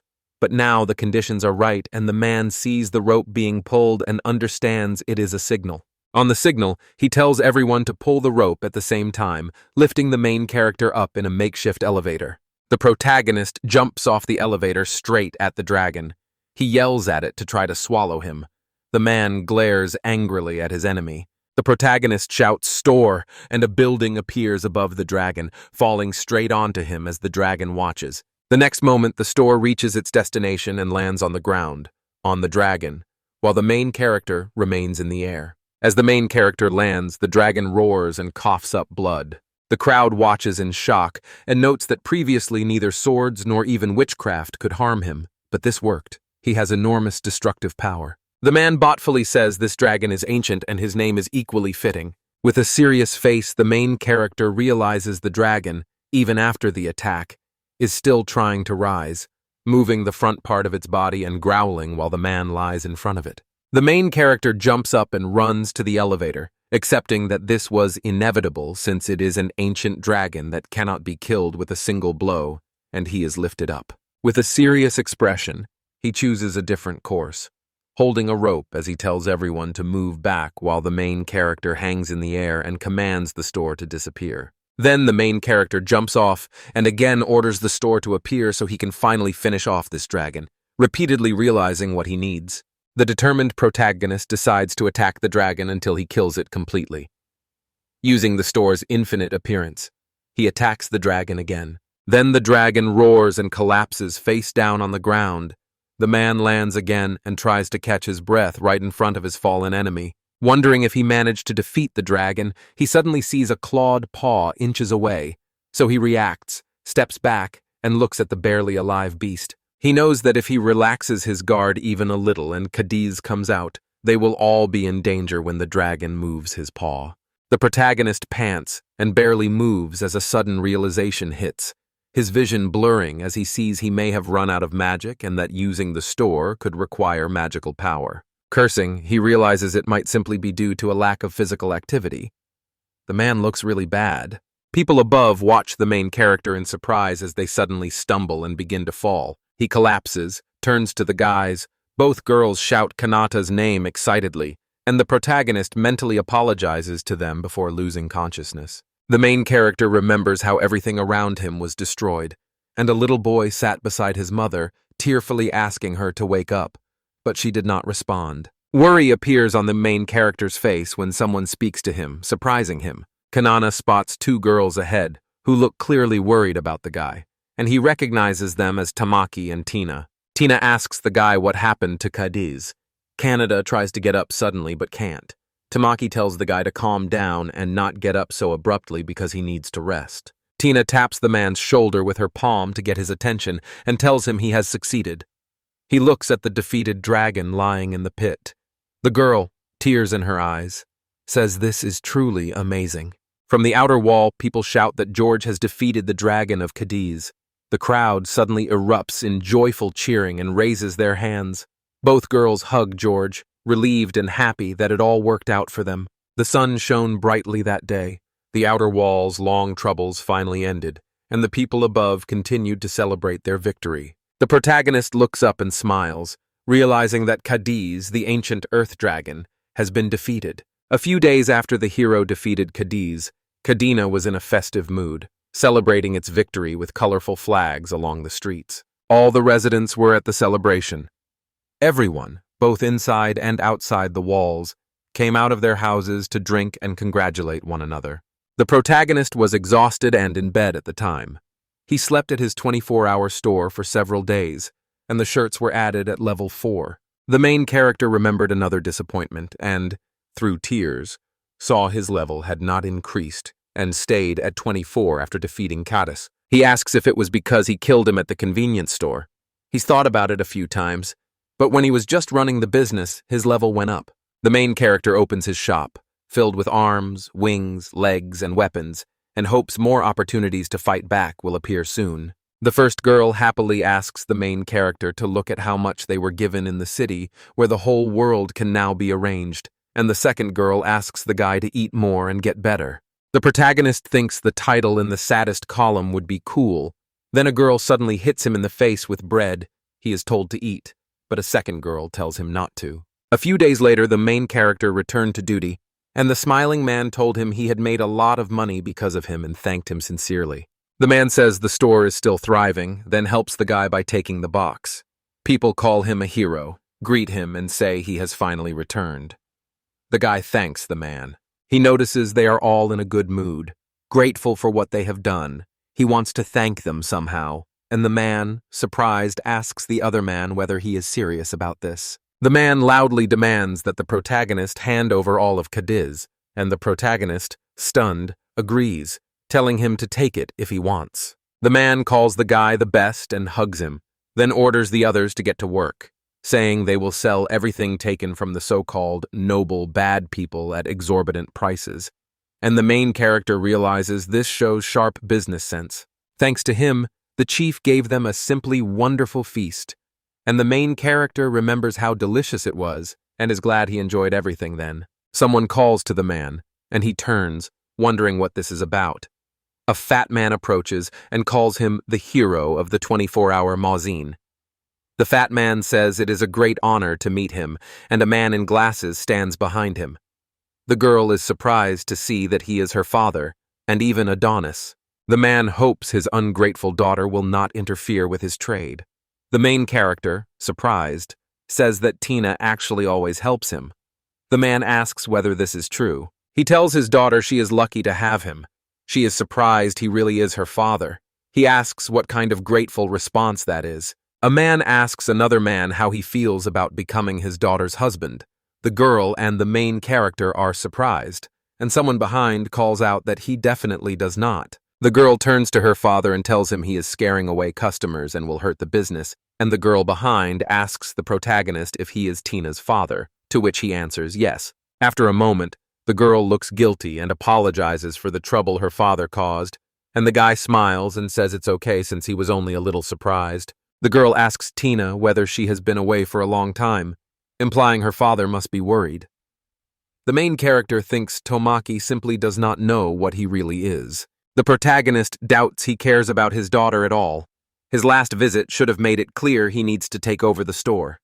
Tina says it's unlikely to be about her. She suddenly announces that her family has 46 children, and she is the 23rd, leaving the protagonist and Tamaki so shocked they spit out their drinks. And Tamaki says in horror this is even more than in their class, so they must be nobles. The man says they can still discuss whatever the protagonist asks him about what happened. He tells Canada that the convenience store hero's victory over Kadis may have spread to the cities around Kadina and to neighboring countries, but if the news reaches Grandale, he thinks they'll try something.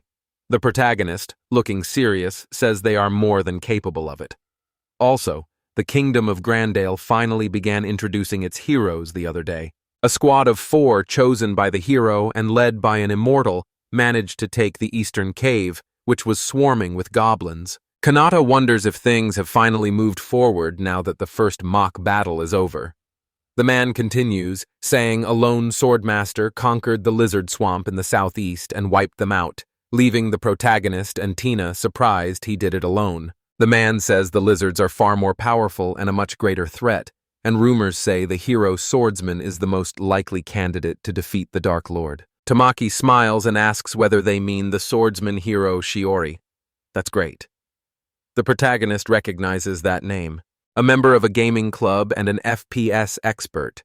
She seems mostly a loner who avoids playing in groups and is also a loner in this world. The man asks when the achievements of the kingdom's valiant heroes will reach other countries. If word gets out that he defeated the legendary dragon others refuse to destroy, all attention will turn to him, and he does not want that, which would be a problem for Grandale, so you cannot ask him what's funny about it. Silent at first, the protagonist then says he has a request for Zarel, and Zarel agrees to do whatever he asks. Night falls. A group of knights stand on a cliff looking ahead as a drone flies above them. The main character watches the drone feed on a computer and realizes they arrived much earlier than expected. The protagonist recalls using the information and, with Zero's help, telling Grandale where the hero from the store was, but now the hero is on the city's outskirts and is asked if he is leaving the city. Tamaki asks him eagerly why, and the man admits he loves it here and does not want to leave, but someone is looking for him, and if the pursuers from Grandale come after him, they will destroy the whole city. The main character doesn't want to drag the residents into trouble, especially now that the threat of attack from the Kadis has passed, so everyone listens closely to him. Tamaki sadly says it's a pity because he became so friendly with everyone, and the man also sadly agrees with her. With the city gates open, more food will reach the outer wall, and the gap between rich and poor will finally narrow. He still plans to give everyone items from the store that will be useful for the first time, and Tina smiles, sure the people on the outer wall will feel relieved. The protagonist says Grandale won't need the city once he leaves here. If someone takes the city's residents hostage, that could become a serious problem. The man tells the guy not to worry. He says they can avoid involving civilians at this critical time if he wants. That money can hire mercenaries from the inner walls. The city will be protected, and the man thanks him. Riders are galloping and the girls look back. Canada believes that if he can hold off the pursuers and buy Tina and Tamaki time to reach the hill, then despite their numerical advantage, only he can do it. Watching a group of people in front of the store from his drone, the protagonist realizes Mrs. Crusades and the heroes are not there, and there will be no negotiations because they came to deal with him. The protagonist suddenly sees robed figures form magic circles and launch attacks from them, and is surprised that it is magic. Contrary to their expectations, the magic projectiles hit the barrier when they reached the store and caused no damage. Surprised, the knights see the protagonist realize he must hurry, while the fire shutter with its magic barrier holds firm, leaving them confused because they probably only had information about the store before it was built. A knight points his sword forward and tells everyone to stop panicking and move. They need to get him out of this strange building. Ordering everyone to attack, he sends a crowd of knights rushing straight at the building to damage it. The protagonist hears heavy blows on the door and realizes so many strikes mean a fire extinguisher smokescreen might not be enough to escape, so he curses Grandale as someone hooks the roof's edge. Several knights are lifted onto the roof by ropes, and the main character is surprised to see so many people there for him. Night suddenly falls, and the main character notices and realizes that things are very bad. Standing on the rock, the girls look ahead with excitement while worrying whether Kanata is all right, and Tamaki is sure he will be fine because he defeated Kata himself. The protagonist notices the knight hitting the building again and knows this is bad, holding a fire extinguisher with a serious expression, when suddenly the system reports the 24-hour store heroes level has increased. Realizing with a smile that he gained experience from the knights, he raises his hand and activates the status check since it works in his favor. His status shows his details. His only skill is shop at level 5. His stats are stamina 8, strength 8, agility 6, magic 0, and luck 0/8. He has no mastered spells or other skills, and his title is Legendary Earth Dragon Slayer. At first, the main character beamed and rejoiced at the lunchboxes and microwave. It seemed amazing. But suddenly they looked at something and became wild. Canada sits at the computer and realizes there are things here that shouldn't be in a store. He assumes it's a mistake. Drones and machine guns with magical barriers seem very out of place. HG decides to act and, with a serious face, clicks and moves the mouse until he selects the icon for the 5 Gatlin machine guns, thinking now is not the time to hesitate and he must try. 2 machine guns suddenly appear on the roof of the building with a distinctive sound. The knights there stare in bewilderment.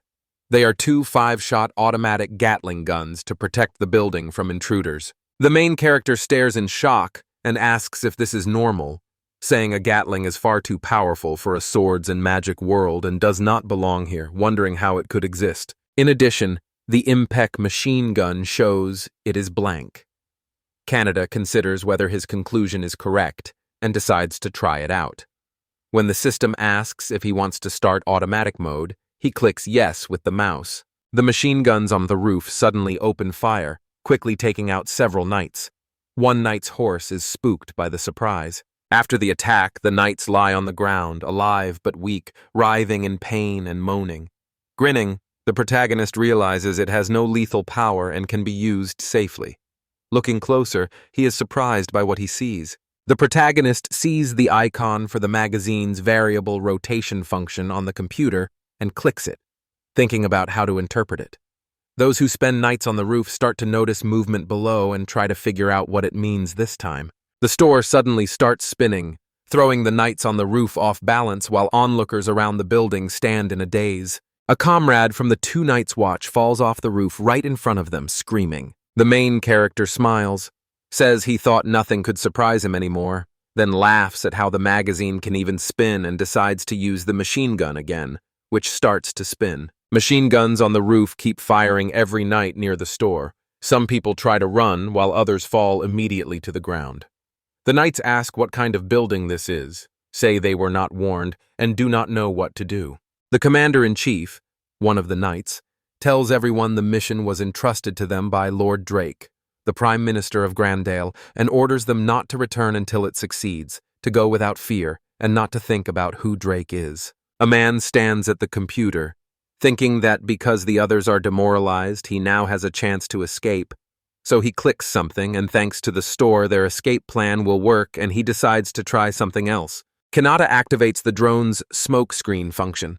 Several drones fly out over the street above the store and release a thick cloud of smoke into the night. People on the street start choking and coughing from the heavy smoke. The protagonist steps out of the building, sees smoke ahead, covers his mouth and nose, decides to take the chance, and as the nights choke, he slips away and ends up in the forest. His group stands right in front of him, cheering that he came and calling him a hero. Exhausted, the protagonist tells Tamaki she should have gone ahead. A man puts a robe on the guy. The girl says she thought about it and realized he never learned to ride a horse, so he can't manage on his own, and she can use stealth if needed. The girl climbs onto the horse first and asks the man to get on faster, but he says he can't because he can barely move, and Zariel tells them to hurry. The protagonist and Tamaki smile at the man, and Kanata thanks him sincerely for his help. Zariel winks and personally thanks the man for letting him earn so much money, and if they are still alive, they will surely cross paths again somehow.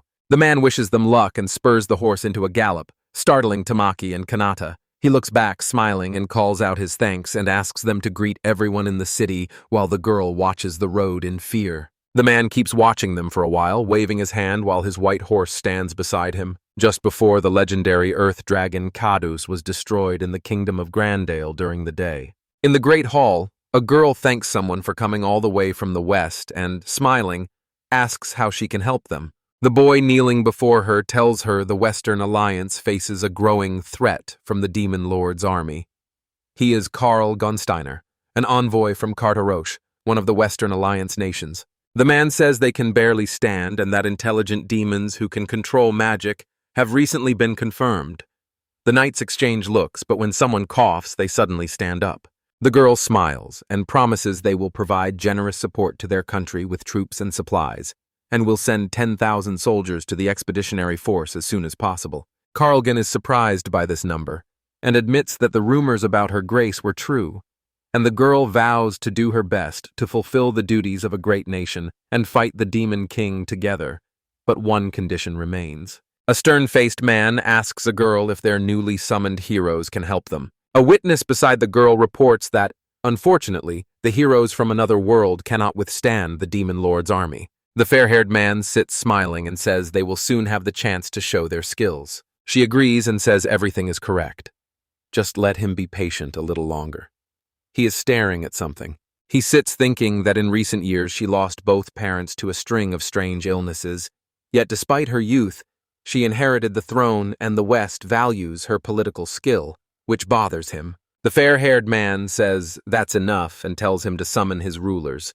Respectfully, the other man asks who he is and apologizes for not introducing himself yet. The man says he was summoned from another world 6 months ago and is glad to meet them. Introduces himself as Kuramochi Yuto, a hero with the power of immortality, and looks on in surprise. Carlgan remains seated on his knee and asks Util if he is a brave warrior from another world so he can forgive him for his rudeness. Uto smiles and says that, though it could be called a military secret, their squad of chosen heroes has already destroyed the goblin's eastern lair and the lizard's dwelling, and he remembers those moments. The day is near when they can fulfill their wish. Carlgan, dazed, says he does not believe it. Destroying the lizards is a real feat. Carlton is confident they can provide a good report to the 3 countries, thanks the audience, and then stands and bows. A man leaves the room, and a woman asks Yuto if he is all right. Yuto stands and says he is fine. Yuto thinks this noisy Western Alliance needs at least a report on the heroes. Yuto touches the girl's chin and tells her not to worry so much, promising that if she listens, everything will be fine, and the girl shyly touches his hand and agrees to do everything he asks. Someone suddenly interrupts them, enters the hall, and addresses His Majesty Kuramochi Uto. Prime Minister Drake, an older man in a headdress, says he has something to tell them. The girl is surprised to see him. Uto calmly asks the man what the matter is. He explains they learned that a hero from another world, calling himself the Convenience Store Hero, had killed the legendary Earth Dragon in Kadina's Western Autonomous Region. The girl and Yuto are stunned. She refuses to believe that the Convenience Store Hero killed the dragon. The girl asked excitedly whether he had said he was a villain who did evil while posing as a hero, why people treated him so badly, and noted that she had heard he suffered terribly and still regrets it. She turns to Yuto and asks if it is true that he killed the Earth Dragon, saying only a villain would do that. Yuto tells her to calm down and says it is probably not that simple and could be false information meant to mislead them. Screaming at the Prime Minister, the girl demands an immediate search party for Kadin. Before she can finish speaking, Yuto reaches out, orders her to sleep, and she begins to lose consciousness. After that, the girl sleeps on her throne. The man sighs and says people who lack self-control are a real threat to the country. He thinks the naive girl does not understand that sometimes lying is necessary. She is still young. The Prime Minister asks Yudu whether he put her to sleep again, saying he is also a bad person. The man ignores this and asks the other man if the information is true. Every merchant in Kadina was talking about the shop's hero, so they're sure of it, he reports. Uto smiles and asks how he managed that if he only runs the shop and has no fighting skills. Unsure what kind of monster this legendary Earth Dragon is, he believes the deputy headman, also one of the chosen, was by his side and helped him, and he imagines Tamaki. Apparently she lives on the city's outskirts now, so they can have her confirm the truth to them and then get rid of her, claiming a monster killed her and telling the queen their theory was correct. A man asks the Prime Minister to send a strike team immediately, and the Prime Minister approves. He accepts the order, and the system board identifies him as Drake.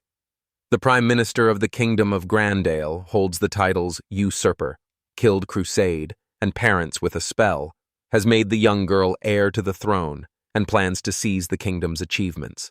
Yuda smiles, knowing he has earned the title of Usurper and become a valuable pawn. His skills also let him brainwash the queen. Control will not be an issue now. His appraisal magic is advanced. Drake asks Yuto about Assassin's heroine, and Yuto tells him not to worry because he will handle it himself. Unlike the clumsy store hero, she is easy to find. Someone is hiding behind a column. The man asks for forgiveness here. Yuto stares at the column with a serious face, warns that eavesdropping is wrong and says she is Shiori, and the girl steps out from behind the column to stand in front of the guy with a sword behind her. The girl admits she just arrived and didn't really hear anything, and the man comes to meet her, and with a slight smile she asks if he is afraid she might have heard something she shouldn't have. Scoffing, the guy admits he doesn't care and says she should be more accommodating since they are classmates. When he asks if that's true, the girl apologizes reluctantly and says she doesn't care. Standing straight in front of him, the girl says he is not plotting against their main mission, and Yuto replies that as the headman he prioritizes everyone's safety. They defeated the Dark Lord and returned home safely.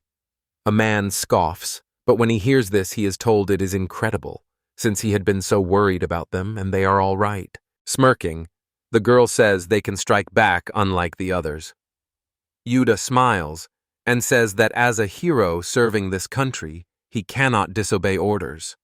He asks her to stop acting selfishly in the future, and she sighs, displeased.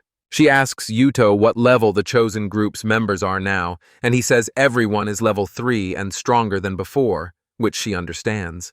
Showing all her fingers, the girl says they are now on level 5, so acting alone will be much more effective. The man stands confused as she leaves, saying the legendary Earth Dragon has been killed. The girl suddenly beamed and said the legendary Earth Dragon sounds like an exciting quest, and she would like to take part in it too. Curious about his current level, she thinks it would be a shame if he gets ahead of her. She walks forward cheerfully, thinking she might meet him somewhere. When two figures step out from around the corner, she realizes he is now heading to Kadina, and she pretends to be serious as the night watch notices her and thanks her for the work done. The queen opens her eyes and looks ahead. Yuto holds the girl's chin and asks if she is okay. She asks if she has been asleep. Suddenly, she remembers the store's hero and realizes she needs to find out what is there.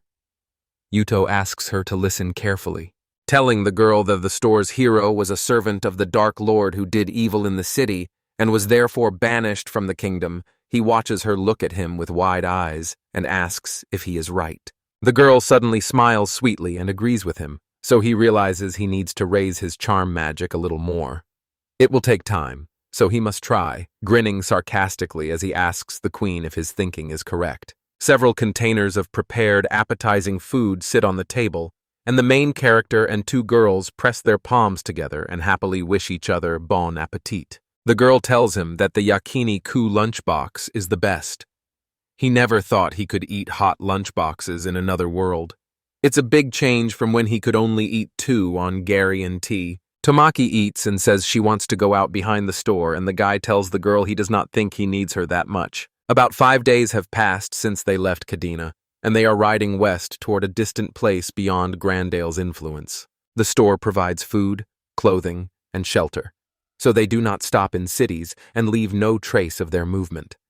The main character smiles and says this is very convenient. The protagonist realizes his shop is at level 5 and he is armed, and his imagined best shop is crossed out.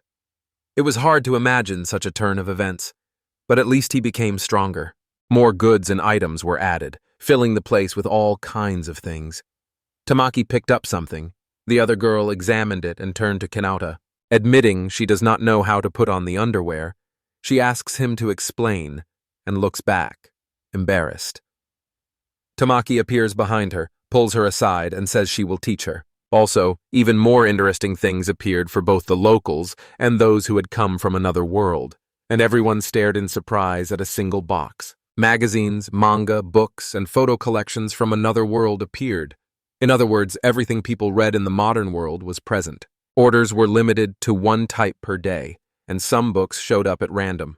So he realized with dismay it could take years to collect all the issues. Perplexed, Tamaki asked the man if this really came from their world since something felt wrong, and the protagonist said the content was similar but suspected it came from a parallel world. He realizes with a serious expression that there is no news about the disappearance of their class. Surprised, Tina asks about magical technologies, shopping centers, cinemas, game consoles, household appliances, and amusement parks.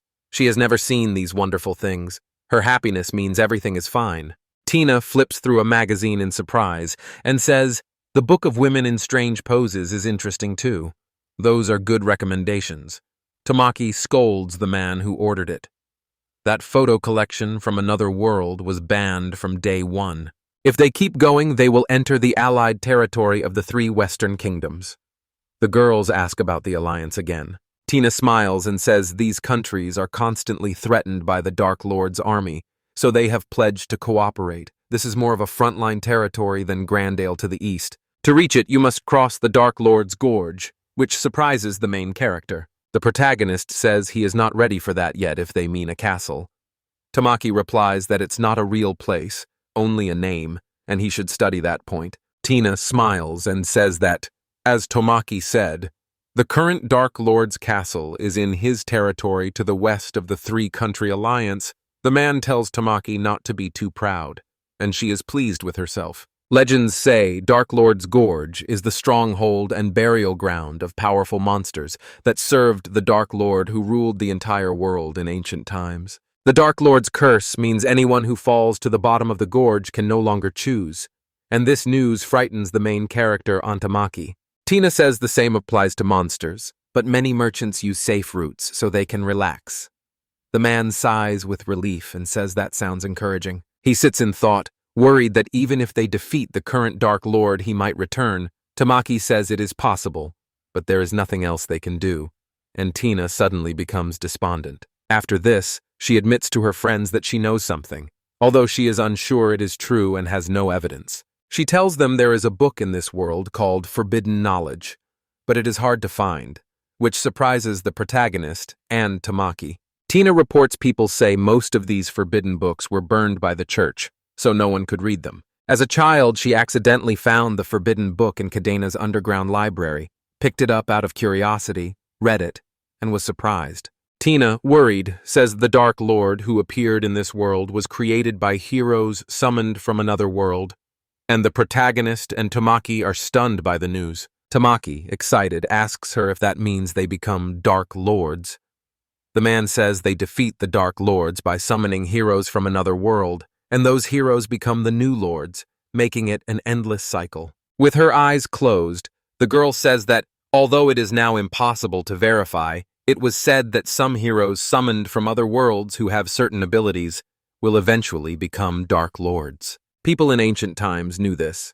and if someone with those abilities appeared when a hero was summoned, they were immediately eliminated. Tamaki smiles and asks if they are all right and will not be harmed, and the protagonist thinks of a hero who could become a Dark Lord. Only Yutokura Mochi comes to mind. Imagining the man's face, he realizes he will not be the last ruler. After that, the protagonist asks Tina what the abilities say and what they should look like in the end. The girl says that unfortunately this part was damaged. The text shows these are special abilities, distinct from other heroes. She is clearly worried. The main character says his store is special, if you can call it that. But no matter how you look at it, there is no sign of any Dark Lord. He thinks the protective measures are risky and not what's needed. Tamaki suddenly remembers that there are also hot lunches and tasty sweets, and they save the inhabitants of the outer wall. Smiling, the protagonist tells the girl she is too cheerful and clumsy to be an assassin. The girl, shocked, asks him if he could praise her. Tina grabs the girl and happily tells her that Tamaki is a cute, nice hero. She adores her. The protagonist watches with displeasure, and the guy asks Tina for permission to ask another question, and she agrees. The protagonist asks the girl if the hero comes from another world. After defeating the Lord, they return to their home world. The girl considers Canada's question seriously. Worried, the girl says the legends keep what happened next a mystery. One version says some stay in this world for the rest of their days, living an ordinary day-to-day life. This shows that people with abilities are born very rarely in this world, and their distant ancestors carry the blood of heroes. She is a newborn child. The protagonist understands her words and remembers the girl, realizing that if this is true, everything Crusade said was alive. Kanata tells Tina that Queen Grandale said there is powerful magic that can return the heroes to their home world. Tina asks again about the queen, admits she does not know, and asks for forgiveness. Grandale is a respected kingdom that has held hero summoning ceremonies since ancient times, so she may have learned secret magic from another world without anyone knowing. The protagonist insists they must defeat the Dark Lord now, Tamaki says. That's the whole story, and that she is a little scared, and Tina suddenly turns to Kanata and Tamaki at the same time. The girl looks at her two friends, worried, and asks whether they will both return to their original world if they defeat the Dark Lord, and both look surprised. The main character suddenly remembers wanting to return home, and the girl immediately covers her mouth with both hands. Suddenly she lowers her hands, pulls herself together, and asks the two people sitting there for forgiveness. She asks whether this is exactly why they are moving forward now. First, they must move toward an alliance with 3 Western countries. The protagonist and Tamaki watch the girl thoughtfully. Then it's time to get ready to leave, and Tamaki helps Tina while the protagonist is lost in thought. The main character wonders what the earlier heroes were thinking, and when it's time to decide, he looks up at the sky. They resumed their journey and, after weeks, reached the Dark Lord's ravine, where a signpost stood. The whole group is surprised that the bottom of the gorge is not visible at all. It is frightening to think there are demons down there. These demons served the Dark Lord in ancient times and survived, and they are as huge as Kadis or even bigger. The main character thinks the Dark Lord who once controlled them was probably cooler than Kadez. He asks Tina how he was defeated in the first place, and she says that since the old books have no record of it, she is curious as well. The protagonist says he heard about this during hero training classes. Then the man turns, finds Tamaki and her horse gone, asks where she is, and is shocked by her disappearance. Tina tells him that, as far as she remembers, Tamaki said she would go on reconnaissance. The girl then asked her to be careful, but the guy ignored it and now asks Tina if she is serious. The protagonist is annoyed that she has been acting on her own for a long time, and he immediately remembers how she kept leaving him and their friend for the cat or her food. The boy tells Tina he will go look for her and that she should rest for now.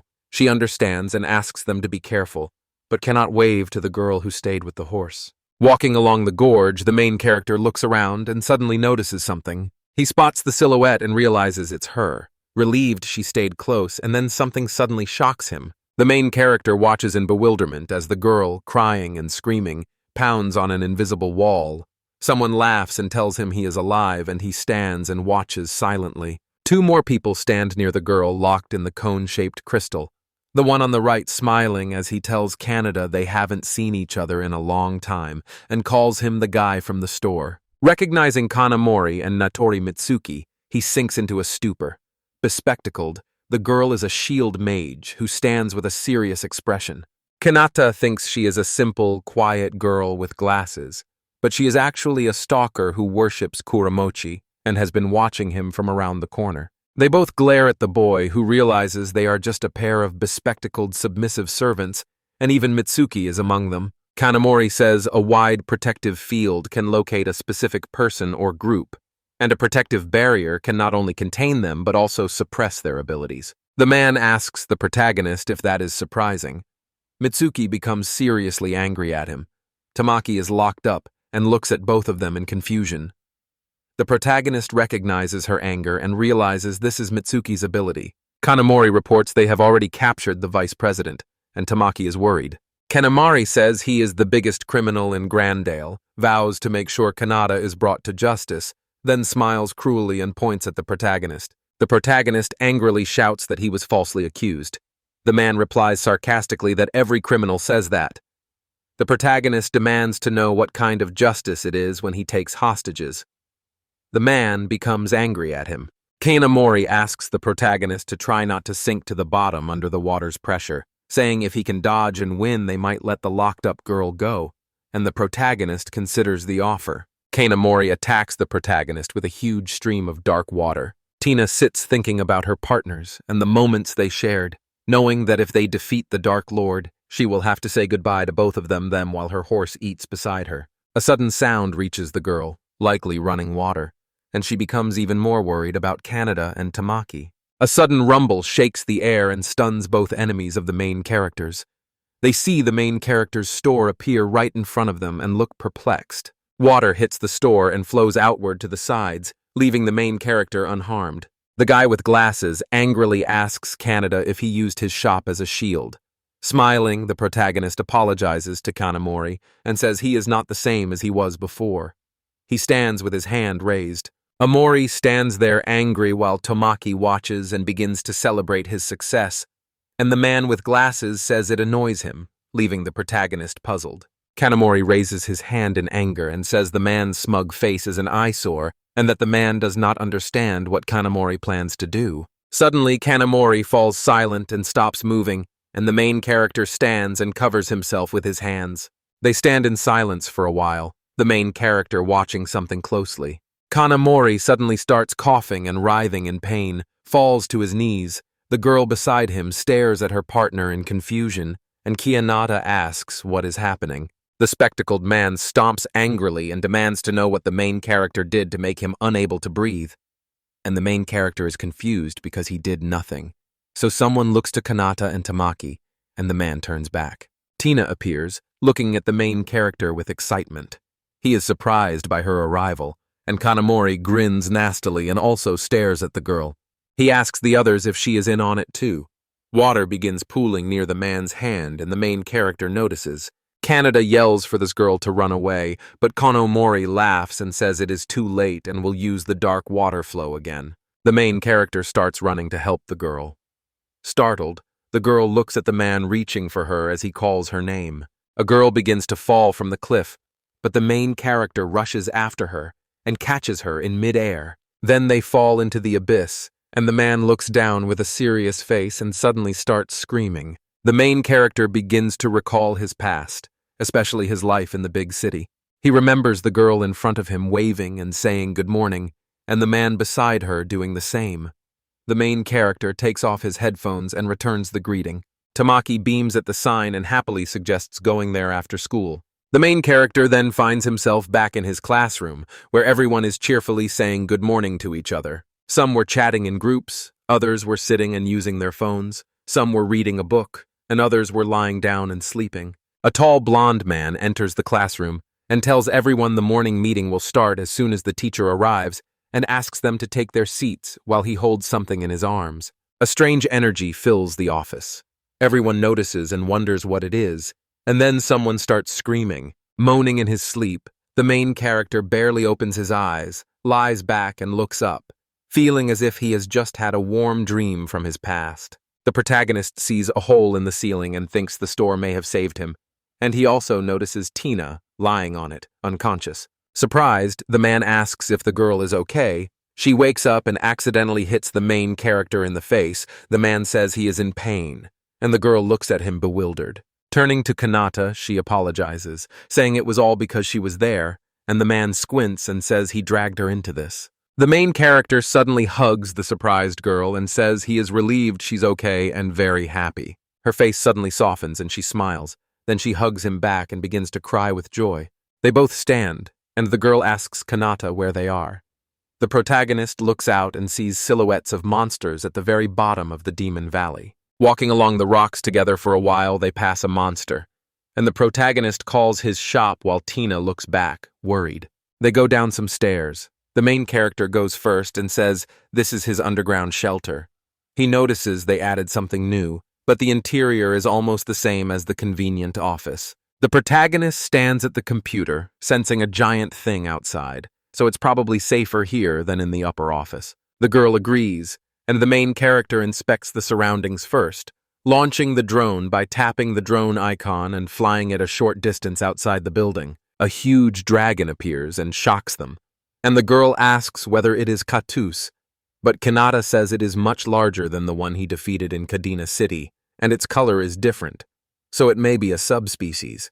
There are several such dragons here, and the man with the serious expression knows this means they are at the bottom of the Demon Valley. The girl notices something and alerts the guy, pointing at the screen where a round creature is moving straight toward them. The main character is horrified that the creature drove through the store and left nothing, the store blown to pieces and the girl standing frozen in horror. The girl looks around and asks why the shelter wasn't damaged in that case.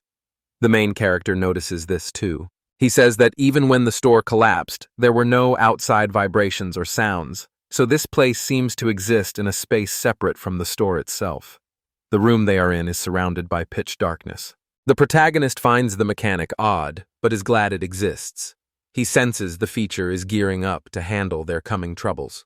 It decides to try to find out how far they can go up. The drone steadily rises to 200 meters, then 300, 400, 1,000, 2,000, and finally reaches 4,000 meters. The main character reports the depth is very serious, and the girl says she sees light, but something suddenly explodes and the drone camera image disappears, surprising them both. The protagonist wonders whether this is the same demon curse TK mentioned. She said that with demon curses, once you fall to the bottom, you will never get out. The girl says this is her first time seeing it, but a powerful magical barrier appears to have been set up ahead.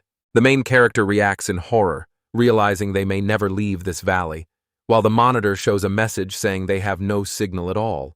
The protagonist and the girl run forward in shock, while the man shouts to Tina that she must run faster, leaving the girl frightened. Canada tells Tina to use lightning dash, and she agrees.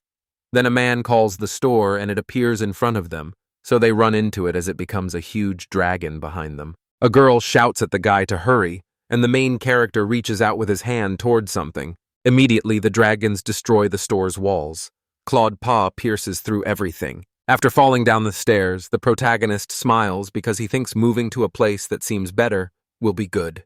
Tina screams his name and the man lies on the floor thinking this is a completely impossible game.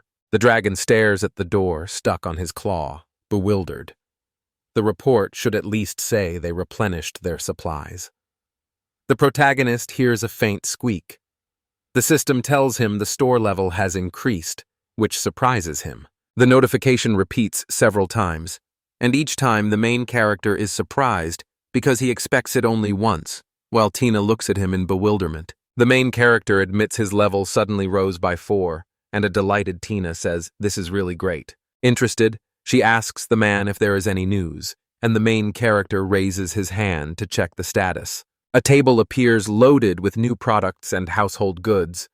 The main character is surprised that the selection now looks like a real store, and Tina is surprised too. The protagonist is relieved, but food is not what they need now. Of all the fixtures, they have only one shower. He steps into it and imagines the bunker's layout. The man asks if she is offering him a choice from the bottom of this abyss, where the powerful weapon is, and says their store is already on the verge of collapse. Canada hid under the table, covering his eyes with his hands. Apologizing to Tina, he said he might not be able to save her. He felt powerless. The girl asked him not to lose his mind. Holding the guy's hand, she smiles and says they could use a shower too, reassuring him that she is happy and everything is fine. And he looks at her in surprise and says her name. Happily offering him something to eat, she says she brought plenty of tea and sandwiches. The protagonist asks whether there is anything to eat in this situation, and she explains that precisely because of the situation, she is giving him a variety of food. Tina smiles and tells the man not to panic, but to think with her about how to get out. Because after they eat, their minds clear and good ideas come, and even at the bottom of the gorge, things are not so bad, so they lift their spirits and go on, which embarrasses the main character. He admits she's right, says it's too early to give up, and thanks her for always supporting him. Tina says she's glad he's in a good mood again. Beaming, the girl admitted they had not been alone together in a long time, and the guy asked her to repeat herself. From that day on, they began living as recluses in an underground shelter. The girl was showering. After many attacks and defenses, he had only gained 1 level, and he was upset.